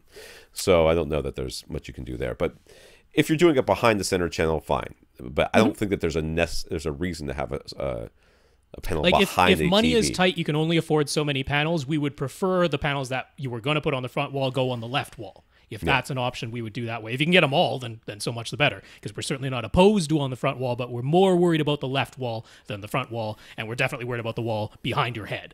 And just to note, if you are able to buy from Accessories for Less, if you are in the United States, the X6400H is $1,300. So it's not, honestly, it's not that crazy. You'd have to add an external amp to the 4400 anyway. So you're in the ballpark. Get an X6400. All right. Josh. First off, Josh says, thanks for answering his subwoofer question last week. His multiple subwoofer questions. I don't remember. He was the one who wanted to learn everything about subwoofers. Oh, that guy. All right, you're welcome. In the moment, his basement, at the moment, sorry, his basement is wide open, but he's trying to plan his construction for finishing it. He's going to have wall-to-wall subwoofers, apparently. He'd like a perfectly enclosed rectangle, but that idea has been shot down. It's going to be an L-shaped space where the theater setup goes, roughly 20 feet long by 15 feet wide for the theater area, then another 10 feet by 14 feet section, making the L shape to the right. He'll have an office, a bathroom, a utility room, but those have doors. The stairway will have a door at the top. All right, so yes, the theater area is on the left, and then there's kind of like where the couch ends is where the L goes off to the side from the front of the room to the right. So it'll go off to the right, and there's some stairs over there that in that area, plus the bathroom and the utility room and the office or whatever that stuff is. Now, before we go any further, I just wanted to say, so right now he's like, his basement's completely wide open, which means air is flowing freely. And I imagine he's got some heat registers in this basement, but what is the air return situation? Because any air in that basement that is coming through your heat registers or air conditioning registers has to have an air return back to the furnace, which is why most utility rooms in basements have a louvered door, right, so that the air in the basement can get back to the furnace. There must be an air return back to the furnace. Now, it's possible to do that with a sealed door on your utility room. but it's a lot more work, and you got to think about it. You can't just be like, I'm going to put this utility room, put a solid door, and not only that, his plans include having the only access to the utility room being through the office, Right. and the office has doors. So if you were thinking this is going to be a simple close-it-in job, no, you got to think about the air circulation, because either both the office and the utility room have to be louvered doors, in which case acoustically they aren't doors anymore, they're open doorways, Right. because the air can flow through them, or you seriously have to consider how the conditioned air from the basement is going to have an air return back to that utility room, which can be done, but it's more cost and expense and The complexity. upside is it makes it a rectangle again. Basically, if all those doors are louvered, you might as well louver the bathroom too. Oh, And I just- see. Yeah, right. It's now a rectangle again. In which case, your subwoofers will go in the front right corner of your office and the back left corner of your theater area. Of the utility room? I see. Oh, front right corner of the office. And yeah, back left corner of the... Yeah. That'd be on the right wall There you all go. the way through the office. Yeah. And in the front right corner, and then the back left, and then boom. Yuppers. Now, I will tell you, no one will want to be in that office when you're watching movies. So you better have the bathroom door open at the same time, because they're going to come screaming out of there wanting to puke. That subwoofer is going to hit, and it's going to be crazy. Okay, so that's it. Just take care of that. We'll go on from there. Yeah. Okay, I don't know where I stopped here. So the L-shaped section plus the stairway should be right around 4,000 cubic feet. He's planning on about 11-foot seating distance with a bar top and stools behind the couch, so he would like to get a projector, but he has budget to consider. Yeah, he's going to have to spend a lot of doors, apparently. If he sticks with the current pair of SVS PB12-NSD subs, he thinks he'll be able to afford a 4K projector, but he's more worried about bass than pretty much anything else, so he'd upgrade his subs and sacrifice on the projector side if need be. It seems from what we said that the PB12-NSDs are right on the borderline, so what do we say? Upgrade the subs and sacrifice 4K on the projector, or stick with the dual PB12-NSDs and be able to afford 4K? So I have my initial reaction here is because I understand how this man thinks. I say go with the 4K because you're going to end up buying the subs One day anyway. Yeah, you'll get those subs. But if you type of person we're dealing with. Yeah, if you go with the subs, then you may never upgrade that projector. At least not anytime soon. That being said, I that's my temptation, but I think I still feel like, as far as projectors are concerned, that we're going to see a lot of differences coming out in the next 2 years as far as 4K. There's some really nice 4K projectors. I know there though. are, Rob. I know there are. I'm not saying that, but I'm saying that we're still seeing pretty big leaps in technology and performance of projectors and prices of projectors. Yeah, well, yeah. If you right want now. genuine 4K and not wobble K, that's definitely true. Because I don't think he's looking to spend $8,000 on his projector. No, that doesn't doesn't sound that like way. that's the case. Yeah, in which case I kind of feel like holding off on the projector is the right thing to do. That being said, I mean, if you're actually able to seal off all these doors and do everything the way that you say that you're going to be able to do it, you've already got the subs. Well, also PB12-NSDs in 4,000 cubic feet is fine. That's it's perfect. I mean, we just had that fellow last week who added a PC-2000 to his PB12-NSD, and he was in 4,300 cubic feet, and he's like, Odyssey still only had me turn the volume dials up to like 3/8, not even halfway. He's like, I wanted to turn them up higher than that, but I didn't need to. So you're already fine output-wise. Yeah, and I feel like he's more worried about missing some bass that you know what I mean? I mean, last week he was worried about missing stuff below 17 hertz, and it's like, no, there's nothing to miss. I think that these, first of all, we got to figure out whether or not the rest of this volume of air in this place is going to be applicable. It's going to really be what it is. Yeah. In which case, maybe it's not. Maybe I think maybe all the money he thought he had goes to installing an air return he wasn't planning on. Right. Yeah. So there's that to consider. That was the whole question. That was it. Okay. Yeah. So I would live with these, even if it ended up that you had to have louver doors on everything. I would still stick with the PB12 NSDs to begin with. Yeah. And if you're like, I have them turned up as loud as they will go, and Odyssey is telling me, or the room setup is telling me still that's trying to not loud. boost the gain to +10. Yeah, then which you isn't know, going to happen. which isn't going to happen. But then you know. I don't think they. I mean, I think you want to buy new subs. In which case, if you go with God, dude. Do what you gotta do, but that has that don't we don't think you need. Most people would look at a pair of PB12-NSDs and go, "Holy crap, that's a big sub." Those are some big. Why subs. is it in your office? Only people like us who are like, "Oh, there's much bigger than that." That's a perfectly reasonable size sub. That's right. Hey, if that guy that needs the coffee table projector uses that PB12-NSD as a coffee table, he would have plenty of room to move that thing back. There's going to be some shaking images going on with that. You need lots of mouse pads. Right, all the mouse pads. Sound stabilization pads, $200 a pop. I got a box of them over here. Karl just wants to hear our reaction to the announcement of the first ever THX certified live performance venue. The Park Theater at the Park MGM Resort in Las Vegas. How do I know it's going to happen in Las Vegas? Is going to host Aerosmith for 18 performances between April and July 2019. Dude, there's no way they're getting through 18 performances. Someone's getting sick or dead. I can't. Well, I mean, April and July is still 18 performances. That's like.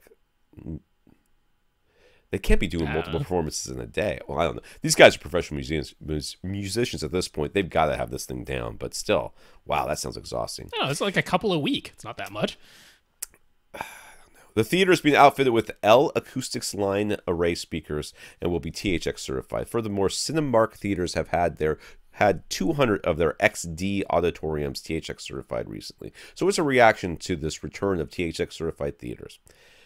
Hey man, whatever it takes to get good sound back in these places, I don't care who they had to pay off to get the certification, as long as somebody checked it over.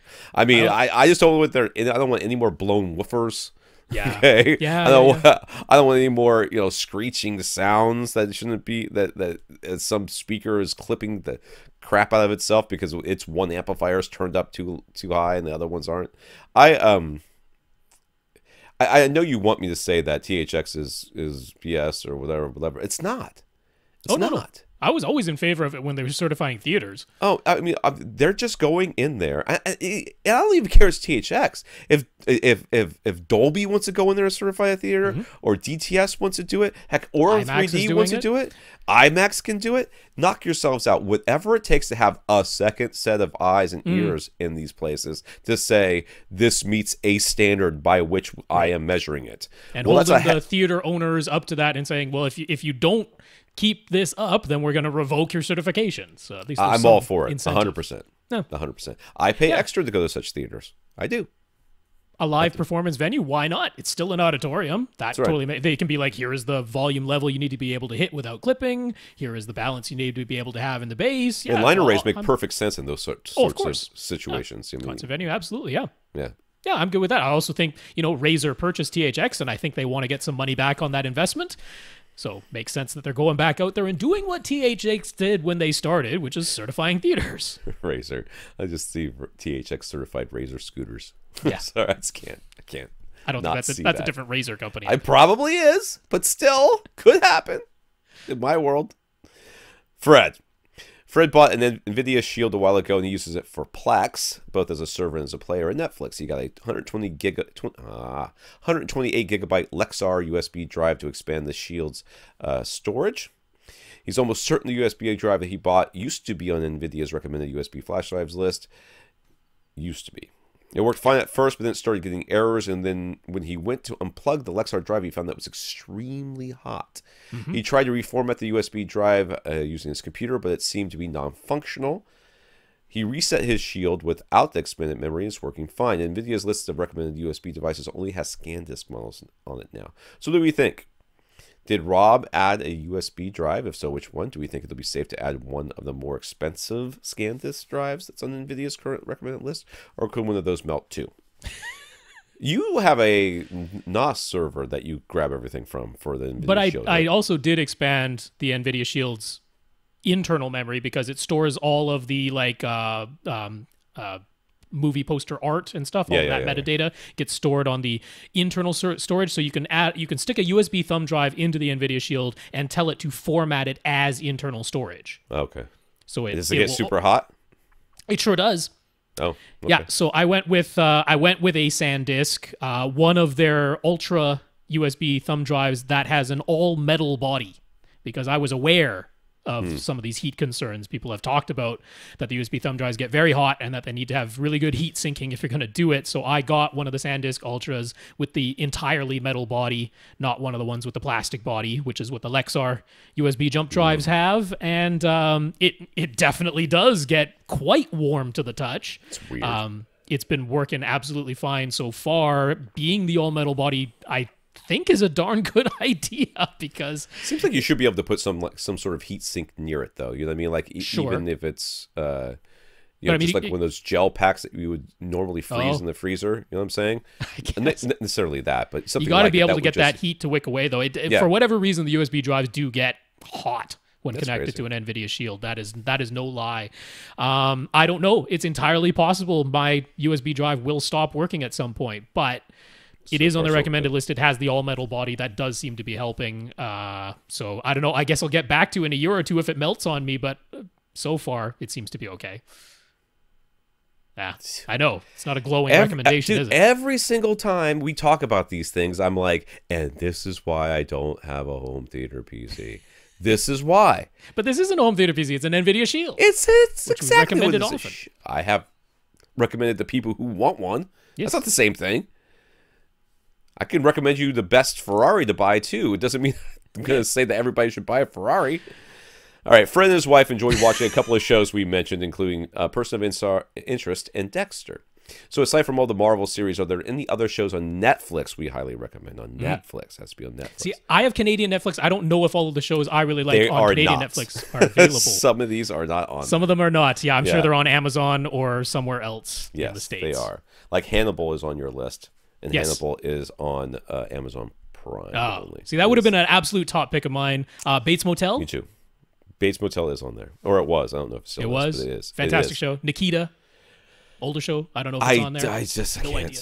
No. Okay, we're going to do Rob's list first, because Rob's list and my list crosses over quite a bit. Okay. I already listed 3, but some of them aren't on Netflix in the States. Yeah, I'll let you know.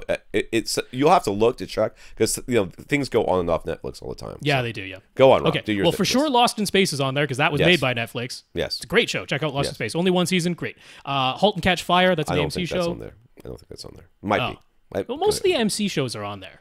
And that's the show about the computer guys, right? It's a fictitious version of like creating the first laptop and like the first people on the internet. It's a fictitious version, but it's good. Well, the first season is excellent. Okay. The rest kind of go downhill. So as Rob does his picks, I'm going to tell you what I think of them. Lost in Space, have not seen. Halt and Catch Fire, I've watched a couple of episodes or pieces of episodes, and I thought it was dumb.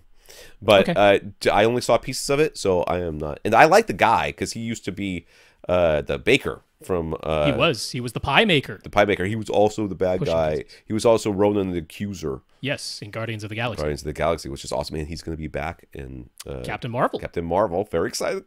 I love him, but I kind of hated that show. Anyways, go ahead. Mad Men, Breaking Bad, and Better Call Saul. Those are all AMC shows. Mad Men, I've seen a couple, like an episode or two. I don't know. Breaking Bad, I forced myself to watch 3 episodes before I gave up on that crap. And Better Call Saul. I don't know how you could not like Breaking Bad. I didn't like it. It's okay. I know, it's all right. That's okay. Better Call Saul, of course, is a prequel to Breaking Bad, but you can watch it without having watched Breaking Bad. And quite a few people like it better than Breaking Bad if they weren't Breaking Bad type people. So that could be there. One Punch Man, totally different take, but I love One Punch Man. It is a anime. It is anime. I mean, it's almost like a spoof of anime. A bit, yeah. Yeah, it's very good. Yeah. It's very good. The Good Place. But it might not be good. Yeah, The Good Place is fantastic. Comedy? Yes, I don't know if that's on Netflix. It is. It is on Netflix, and it's fantastic. Season 2 just hit Netflix. It's been out on Hulu for quite some time, but the season 2 just hit, and I'm sorry. Yes, season 2 just hit, and season 3 just started on that's right. Actual NBC. And it is a fantastic show. I have only watched the first season, I think. Okay. My wife is, for whatever reason, my son watched the first season. Now she's like, we can't watch it without him. I'm like, yes, I can. Watch me. But go on. It's there. American Vandal, that's definitely there because that was made by Netflix. I haven't seen it. Go on. It's it takes the lewd drawings very, very seriously at a high school. It's quite amusing. Brooklyn Nine-Nine. It's a Fox comedy, although it's on. I don't think that's on there, but that is a fantastic show. It's now an NBC show because Fox canceled it and NBC picked it up. Stranger Things, of course. The 100. Hated it. From the CW. Yeah, well, the first like 6 episodes are not great, and then it gets amazingly good. So you kind of got to grin and bear it for a little while. I think I got through 6 episodes before I hated it. I also hated Once Upon a Time, or whatever it was. Once Upon a Time. The Crown. That's also a Netflix show. Excellent. I don't know about British. It's all about Queen Elizabeth II. Glow. That's also a Netflix show. I saw a little bit of that. Seems nice. Last Man on Earth. That's another Fox comedy, which was they canceled it. Can't stand that they canceled it, but Last Man on Earth is fantastic. Love it. I've seen Fargo, the actual series Fargo. That's the Showtime show. I don't know if it's on American Netflix or not. It's not. I don't think so. Okay. I think all the Showtime stuff is on Hulu. But I might be wrong very likely. But anyway, those were mine. I already mentioned Hannibal, Bates Motel, and Nikita. Yeah, if you could Hannibal, the first 2 seasons, I guess, were fantastic. The 3rd season kind of went off the rails for me, but the first 2 seasons I thought were fantastic. Okay, so I went through most of what he did. If you liked, what is the one that you liked? Person of Interest, you might like some of the series by God, his name just fell out of my head, but he did I think The Librarians is his, which I don't love, but it's okay. But the one I did, Librarians and The Magicians mixed up. Well, The Magicians is like Harry Potter and college with drugs and sex, so that is on Netflix. If that sounds like something that you could be down with, then I've watched the first season, I think, of that. But the one I'm thinking of is Leverage. I think you might like Leverage. Leverage is it's not as good as Hustle, which was the British version that came first. That one was much better, I thought. But Leverage is, they started off kind of grounded in reality, and by the end, everybody basically had superpowers. So if you like cartoons that are exploring puberty. Big Mouth is fantastic. That's I want to watch that. I just haven't gotten to it yet, but I definitely want to watch that. It is like you're like, oh my god, this is both so true and so awful at the same time. So that's really good. If you like lewd cartoon comedy, there's quite a few of those on there now that are Brickleberry, and the other one is Paradise PD, which is just awful. It is. I've watched. Sounds like a glowing recommendation. I just watched an episode with a friend of mine, and as I'm going, oh my god, that's terrible, they said something even worse. I was like, oh, I can't stop watching this terrible show. It's so awesome. Penny Dreadful is on there, and that's that's not on Canadian Netflix. Crazy. It is on American Netflix, or at least it was. The first 2 seasons are fantastic. You can go ahead and skip the 3rd season because that's no good. Dark is something I haven't seen, but it's like I don't know, it's some European Scandinavian country, yeah. But basically, it's been likened to Stranger Things, and I have not seen it, but I'm very much looking forward to Black Mirror 2. I mean, if you haven't seen Black Mirror, Black Mirror, fantastic. That should be on there. Skip the first episode of Black Mirror. Go right to the second. The pig one? Yeah, the pig one's not so good. You don't need to see the first one. You don't need to see the first one. Mindhunter, of course, is good. Maniac, I have not seen, but it has gotten really good reviews. Sherlock is on there, the BBC version of Sherlock. You should see that. The All like 5 episodes they ever made. No, it's more than that. But they're like 2-hour episodes. There's like 7 seasons and 5 episodes. That's how Sherlock went. It's worth watching, though. The IT Crowd is something I watch over and over again. Just watch it. Luther, if you haven't seen Luther, I've not watched the full every episode that's on there, but it's he's a fantastic actor. Idris Elba, whatever his name is, and Nailed It is something that kids like. So that's the cake baking competition. There's Archer too. Archer's on there. Archer is on there, and if you're into cartoons, Archer is it. As far as that group of people that they did Frisky Dingo, and they did C Lab 2029 or whatever it was, they did all that stuff. That Archer is by far the best thing that they have done. Bob's Burgers on there too. You should watch that. And if you're tired of all the murder and lewdness, you can clean your palate with some My Little Pony. There you go. I just want to make sure that we all are aware that recommendation in no way comes from me. I am not a. You know what? You've never watched You're right. The I most have it. version. I mean, it's Friendship right. is Magic, and it actually don't even do the first season. Just skip straight to the second season. You don't have to worry about that, Rob. No. You don't have to worry about that. No, because you would not like the first season, because the first season they made for like 5-year-olds, okay. and then from the second season onward, they're like, nuts to that, and they just started making their own shit. There's just so much other stuff for me to watch that I don't need to get into that. Yeah. I mean, I'm perfectly... Good palate cleanser every once in a while, though. Yeah, Restores I like your the faith in Powerpuff humanity. Girls. I mean, I can watch an episode of Powerpuff Girls anytime. Season but, 5 My is Little like Pony, Powerpuff Girls. They go nuts in Season 5. Drawing a line in the sand. All right, where are we at time-wise here? Because you got about 25 minutes left. Not in my book. Alex bought a Denon X3300W receiver from Accessories4Less. He plugged the HDMI output from his Verizon Fios box into HDMI input 1, and that input quickly stopped working. So he exchanged his X3300W for another unit. Everything seemed to be fine for about 6 months, but last week, the HDMI input 1 stopped working. He tried plugging his Verizon box to a different HDMI input, and it's fine. So he's trying to figure out the culprit. Is there any chance his Verizon Fios box is to blame? He searched online and found a number of reports of HDMI inputs or entire TVs getting fried after cable TV installations. Should he disconnect his Fios box entirely until he's sure it isn't his coax cable or a Fios box to blame, or should he continue just using different HDMI input on his Denon? Just keep running through them until you're out. Maybe he just had bad luck with 2 of the refurbished units. Yeah, this does sound like that same problem, to be honest with you, to me. So, I mean, there was an article that got quite a bit of press over on The Verge. This was several years ago, but I mean, he had the image. He was like arcing electricity out of his cable box. This is just his coax, right? And he like touched it to a piece of metal, and that's how much current was just flowing through that coax. And he also had an image of what it did to HDMI cable connectors, and that's some frying. So it doesn't sound like yours is as bad as that.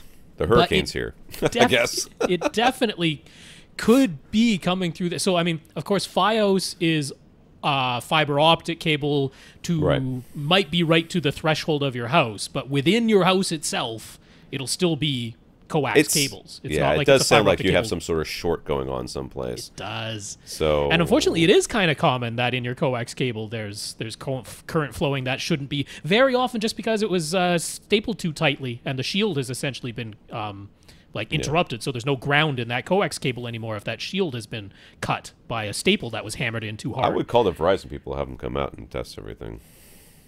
Although, who knows how much help that'll really be, but.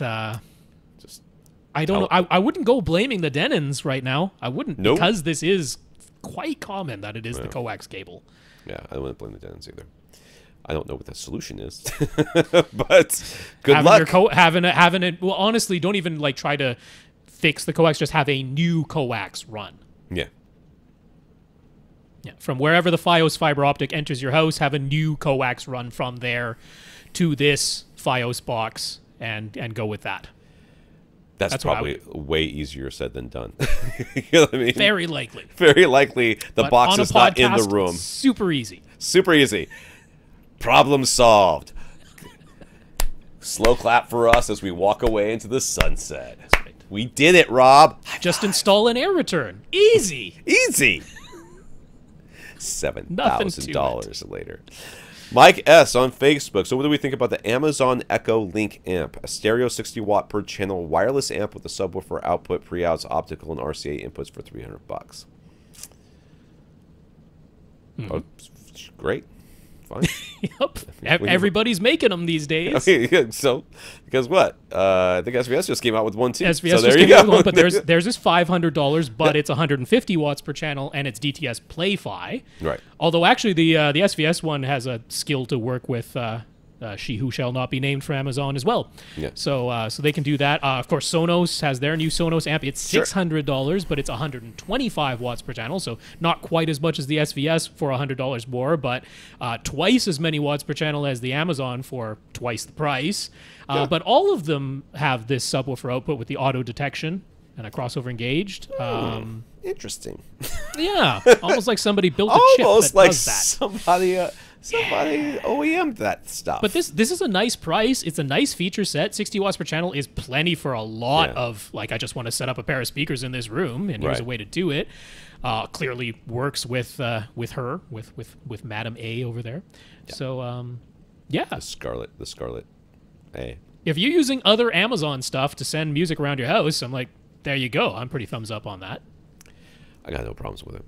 Kris says he recently upgraded to dual SVS PC-2000 subs. His receiver is a Denon X4300H. Should he use both subwoofer outputs from the X4300H and let them have individual distance and trim level settings, or should he use a Y splitter from just one of the subwoofer outputs so that both subs are getting the exact same signal? Use both, and then you tell the you tell the receiver that you want to send out mono, essentially.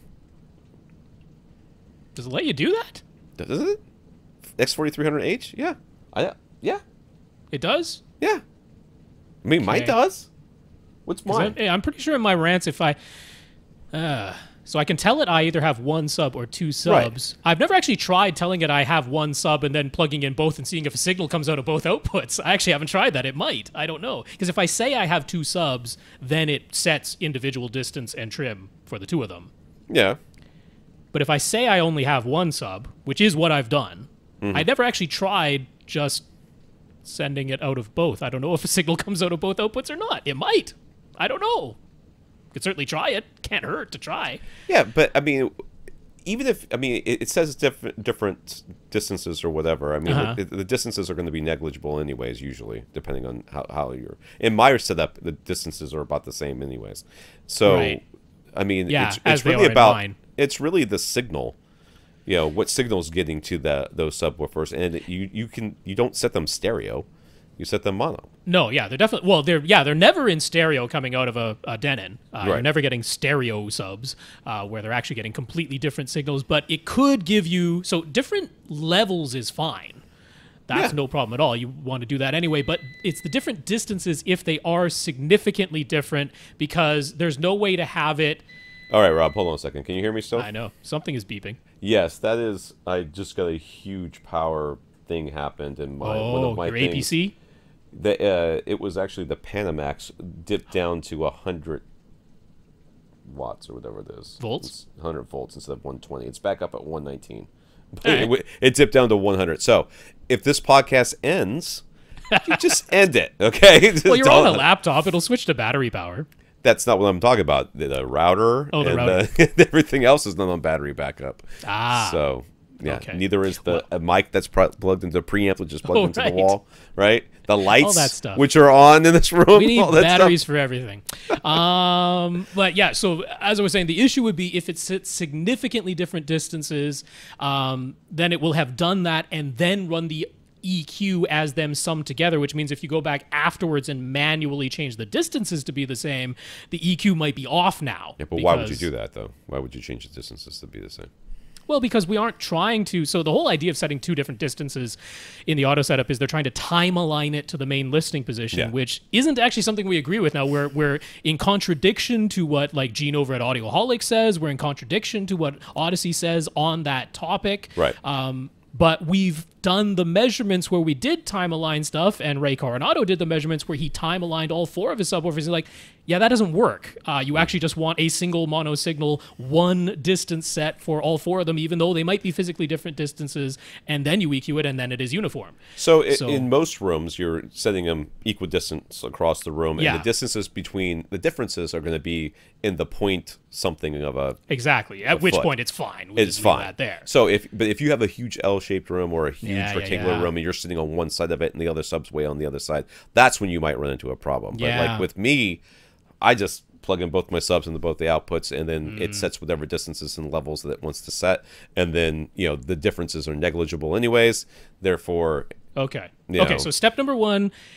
Try it with just setting it to two subs and the two subwoofer outputs connected to the two different subs. And if you get similar distances, then don't even worry about it. You're done. I wouldn't worry about it, yeah.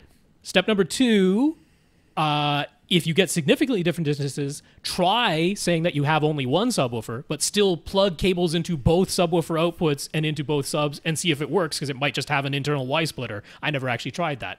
Yeah. Tom says it works on his. So there you go. That would be number two. If that doesn't work, you could use a Y splitter, or the PC-2000s do actually have line level outputs, so you could daisy chain them is another way to get back to mono. There. All right, last one before I lose power. Really?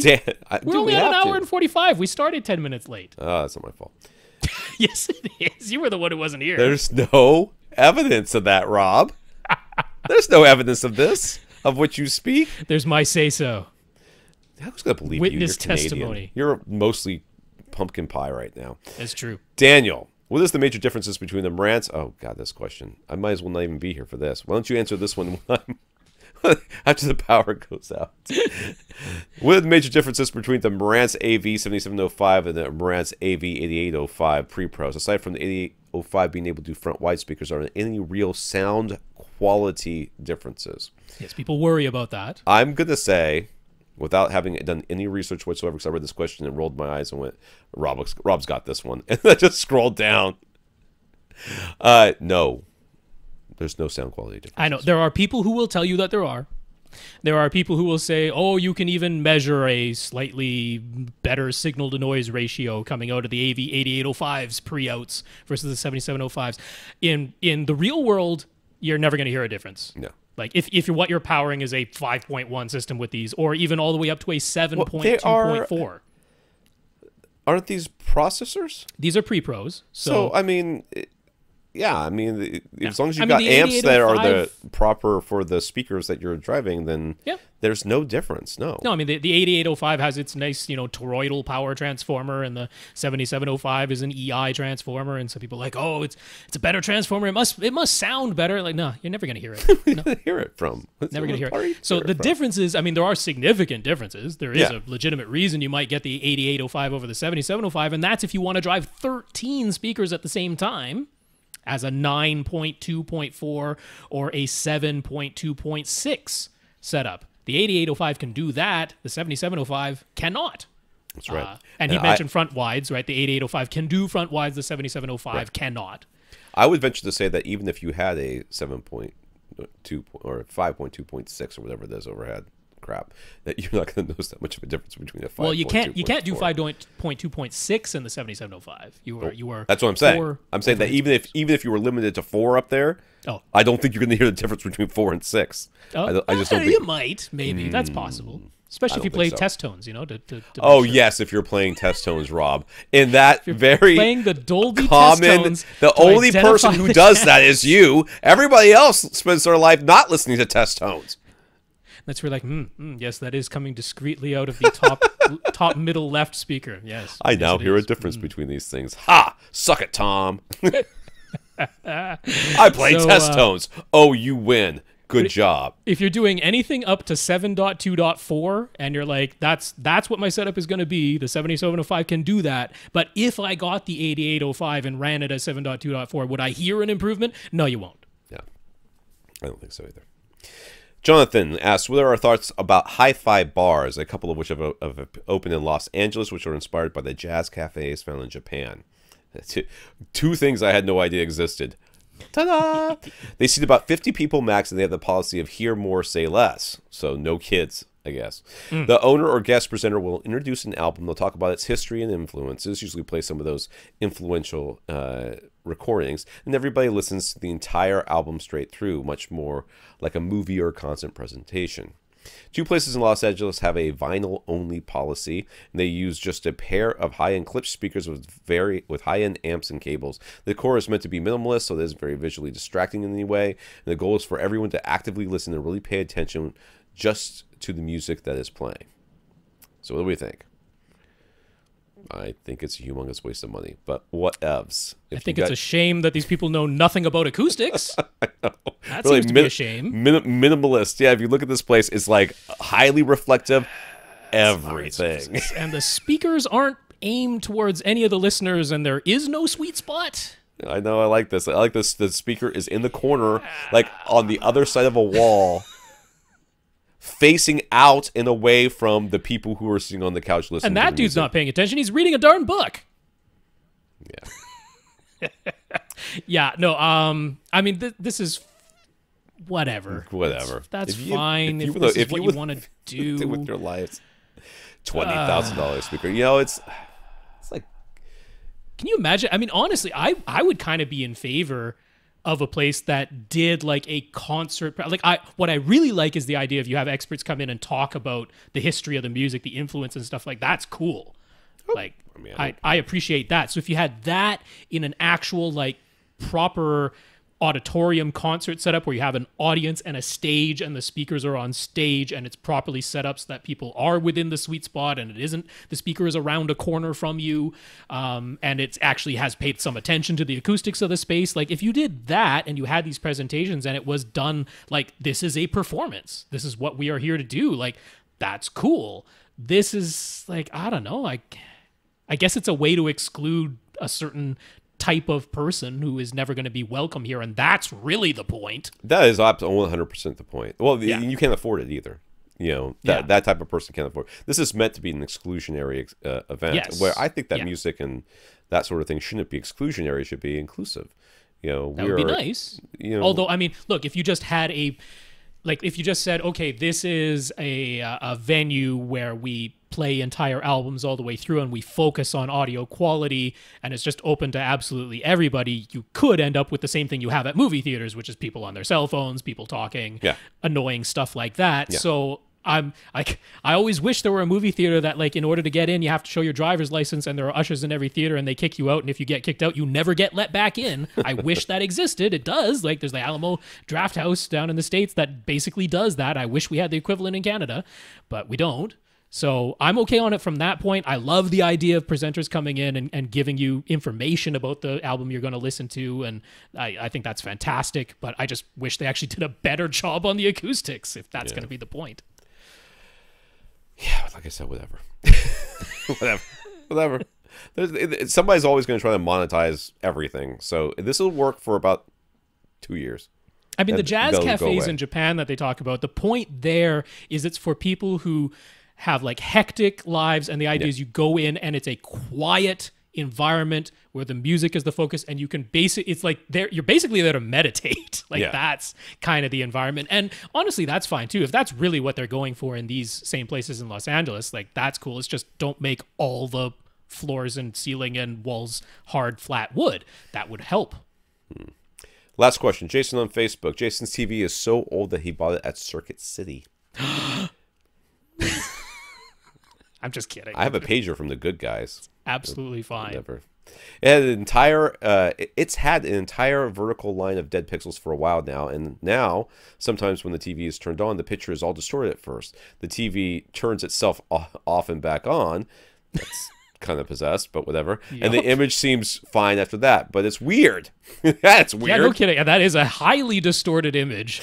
His wife said maybe we should get a new TV, so Jason is all over it. If you're looking at this and you're old enough, remember those stations that you weren't supposed to be able to see without paying for them, but you still tried to watch them anyways? This is kind of what this looks like. Analog scrambled station. Yeah. The fact that it turns itself off and back on, I'm like, wow, that's kind of advanced. Yeah, it is pretty advanced. What's going on? So clearly there's some sort of, tracking issue or line issue or something, as far as the scanning, what it's putting up here. Because it sounds like it's a CRT, right? I mean, is that what you're hearing? I don't know. Yeah, maybe. Could be. Although I said an entire line of dead pixels, so that wasn't how CRTs worked. That's true. Oh, no. Anyways, I don't know. So anyway, yes, I do. I agree. I think it's time for a new TV. I think you've earned it. You've earned it. That's right. Yeah. It's done its bit for King and Country. He's got a budget of around $2,000. Ideally, he'd like a 75-inch screen size, but a 65-inch would be okay. It's the only TV in the house, so they use it for everything, including video games, and the room has quite a bit of ambient light during the day, with a sliding glass door and a large window. He's leaning towards an LCD rather than an OLED. He likes the look of the new Samsung Q8FN so far, but at its price bracket, he'd have to settle for a 65-inch size. What do we recommend? The M series from Vizio. Why the M? Get the P. It's affordable. Oh, is it? I don't know. Yeah, the P75-F1, $2,100 regularly, and I've seen it go on sale for $1,999. There you go. You can get the 75-inch size. You said about $2,000, so even at $2,100, that's still about $2,000. Yeah. Or full array local dimming with 100 zones in that 75-incher. Favorable reviews, really low input lag, because you said video games. The only real knock against it is that apparently if you watch, like if you're off center, it does degrade pretty rapidly in terms of contrast. Sounds like it's just him and his wife. It does. Yeah. So I think you're head on. Yeah. As long as you're head on, it's going to be pretty darn good. I mean, so I've lived with my Z9D for a while now, LCD, and it's like, OLEDs are better. Like this is universally praised as one of the best LCDs. Still the Z9D is still praised as the one you of drove the best. 18 hours to get. The one, but in one direction, 18 hours and 18 36 hours. Sorry. So yeah, yeah. OLEDs are better. However, $2,000 is your budget, so even getting a 65-incher is a bit of a stretch. It can be done now if you find one of the older ones, but you definitely aren't getting a 77-incher for $2,000. Right. I'm really not worried. Like all this talk about LCDs get brighter, it's better for later. It's like LCDs get so bright. Yeah. It's ridiculous. That's a ridiculous complaint. The off-axis is much better, but LCD has had some of the best marketing. They really have. I mean, the LCDs they killed plasmas, which were better. Far superior. Yeah. Got everybody worried about the burn-ins again. Yeah. I have burn-in on my phone. But regardless, this price, you want the 75-inch of the P75-F1. It's a great TV at the price you want, at the size you want. Now, how can you really go wrong? Unless I don't know, your TV is one way and you're 90 degrees to it in your chair. That'd be weird. That'd be weird. But it'd be cheaper to buy that TV and then get an angled mount. The one that you could turn towards swivel mount, yeah. Swivel mount. All right, who we got for next week, Rob? Alrighty, so still on the list, we have Jared K. with many, many pictures, so it makes this question long enough that I have to talk while I scroll through it. Did I skip somebody? No, there we go. Brandon N. and Andrew T., who wrote to us on Facebook. Right. That's for next week. And I got several questions that came in on Monday and that, so yeah, there we go. All right. So if you want your question answered, just email us at question@avrant.com. I want to thank our listeners of the week. That's Thomas and Kenneth, who went to www.avrant.com, clicked on the Buy Us a Cup of Coffee link, give us a PayPal donations. Thank you very much, Thomas, and thank you, Kenneth. Yeah, Thomas and Kenneth, thank you very much for those donations. We appreciate them. We want to thank our 72 patrons over at patreon.com. Yeah, patreon.com/AVRant podcast if you would like to sign up to support us with a automatic monthly donation of a minimum of $1. So thanks very much to our 72 patrons over there. All right. For AVRant, I'm Tom Andrew. And I'm Rob H. Now go out and listen to something.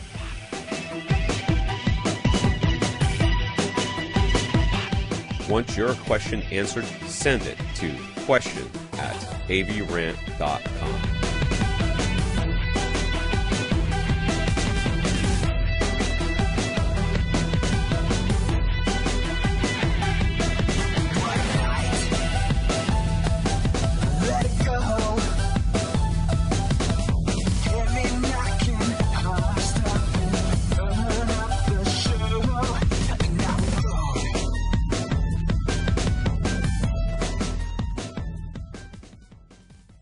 This is AVRant. Now go out and listen to something.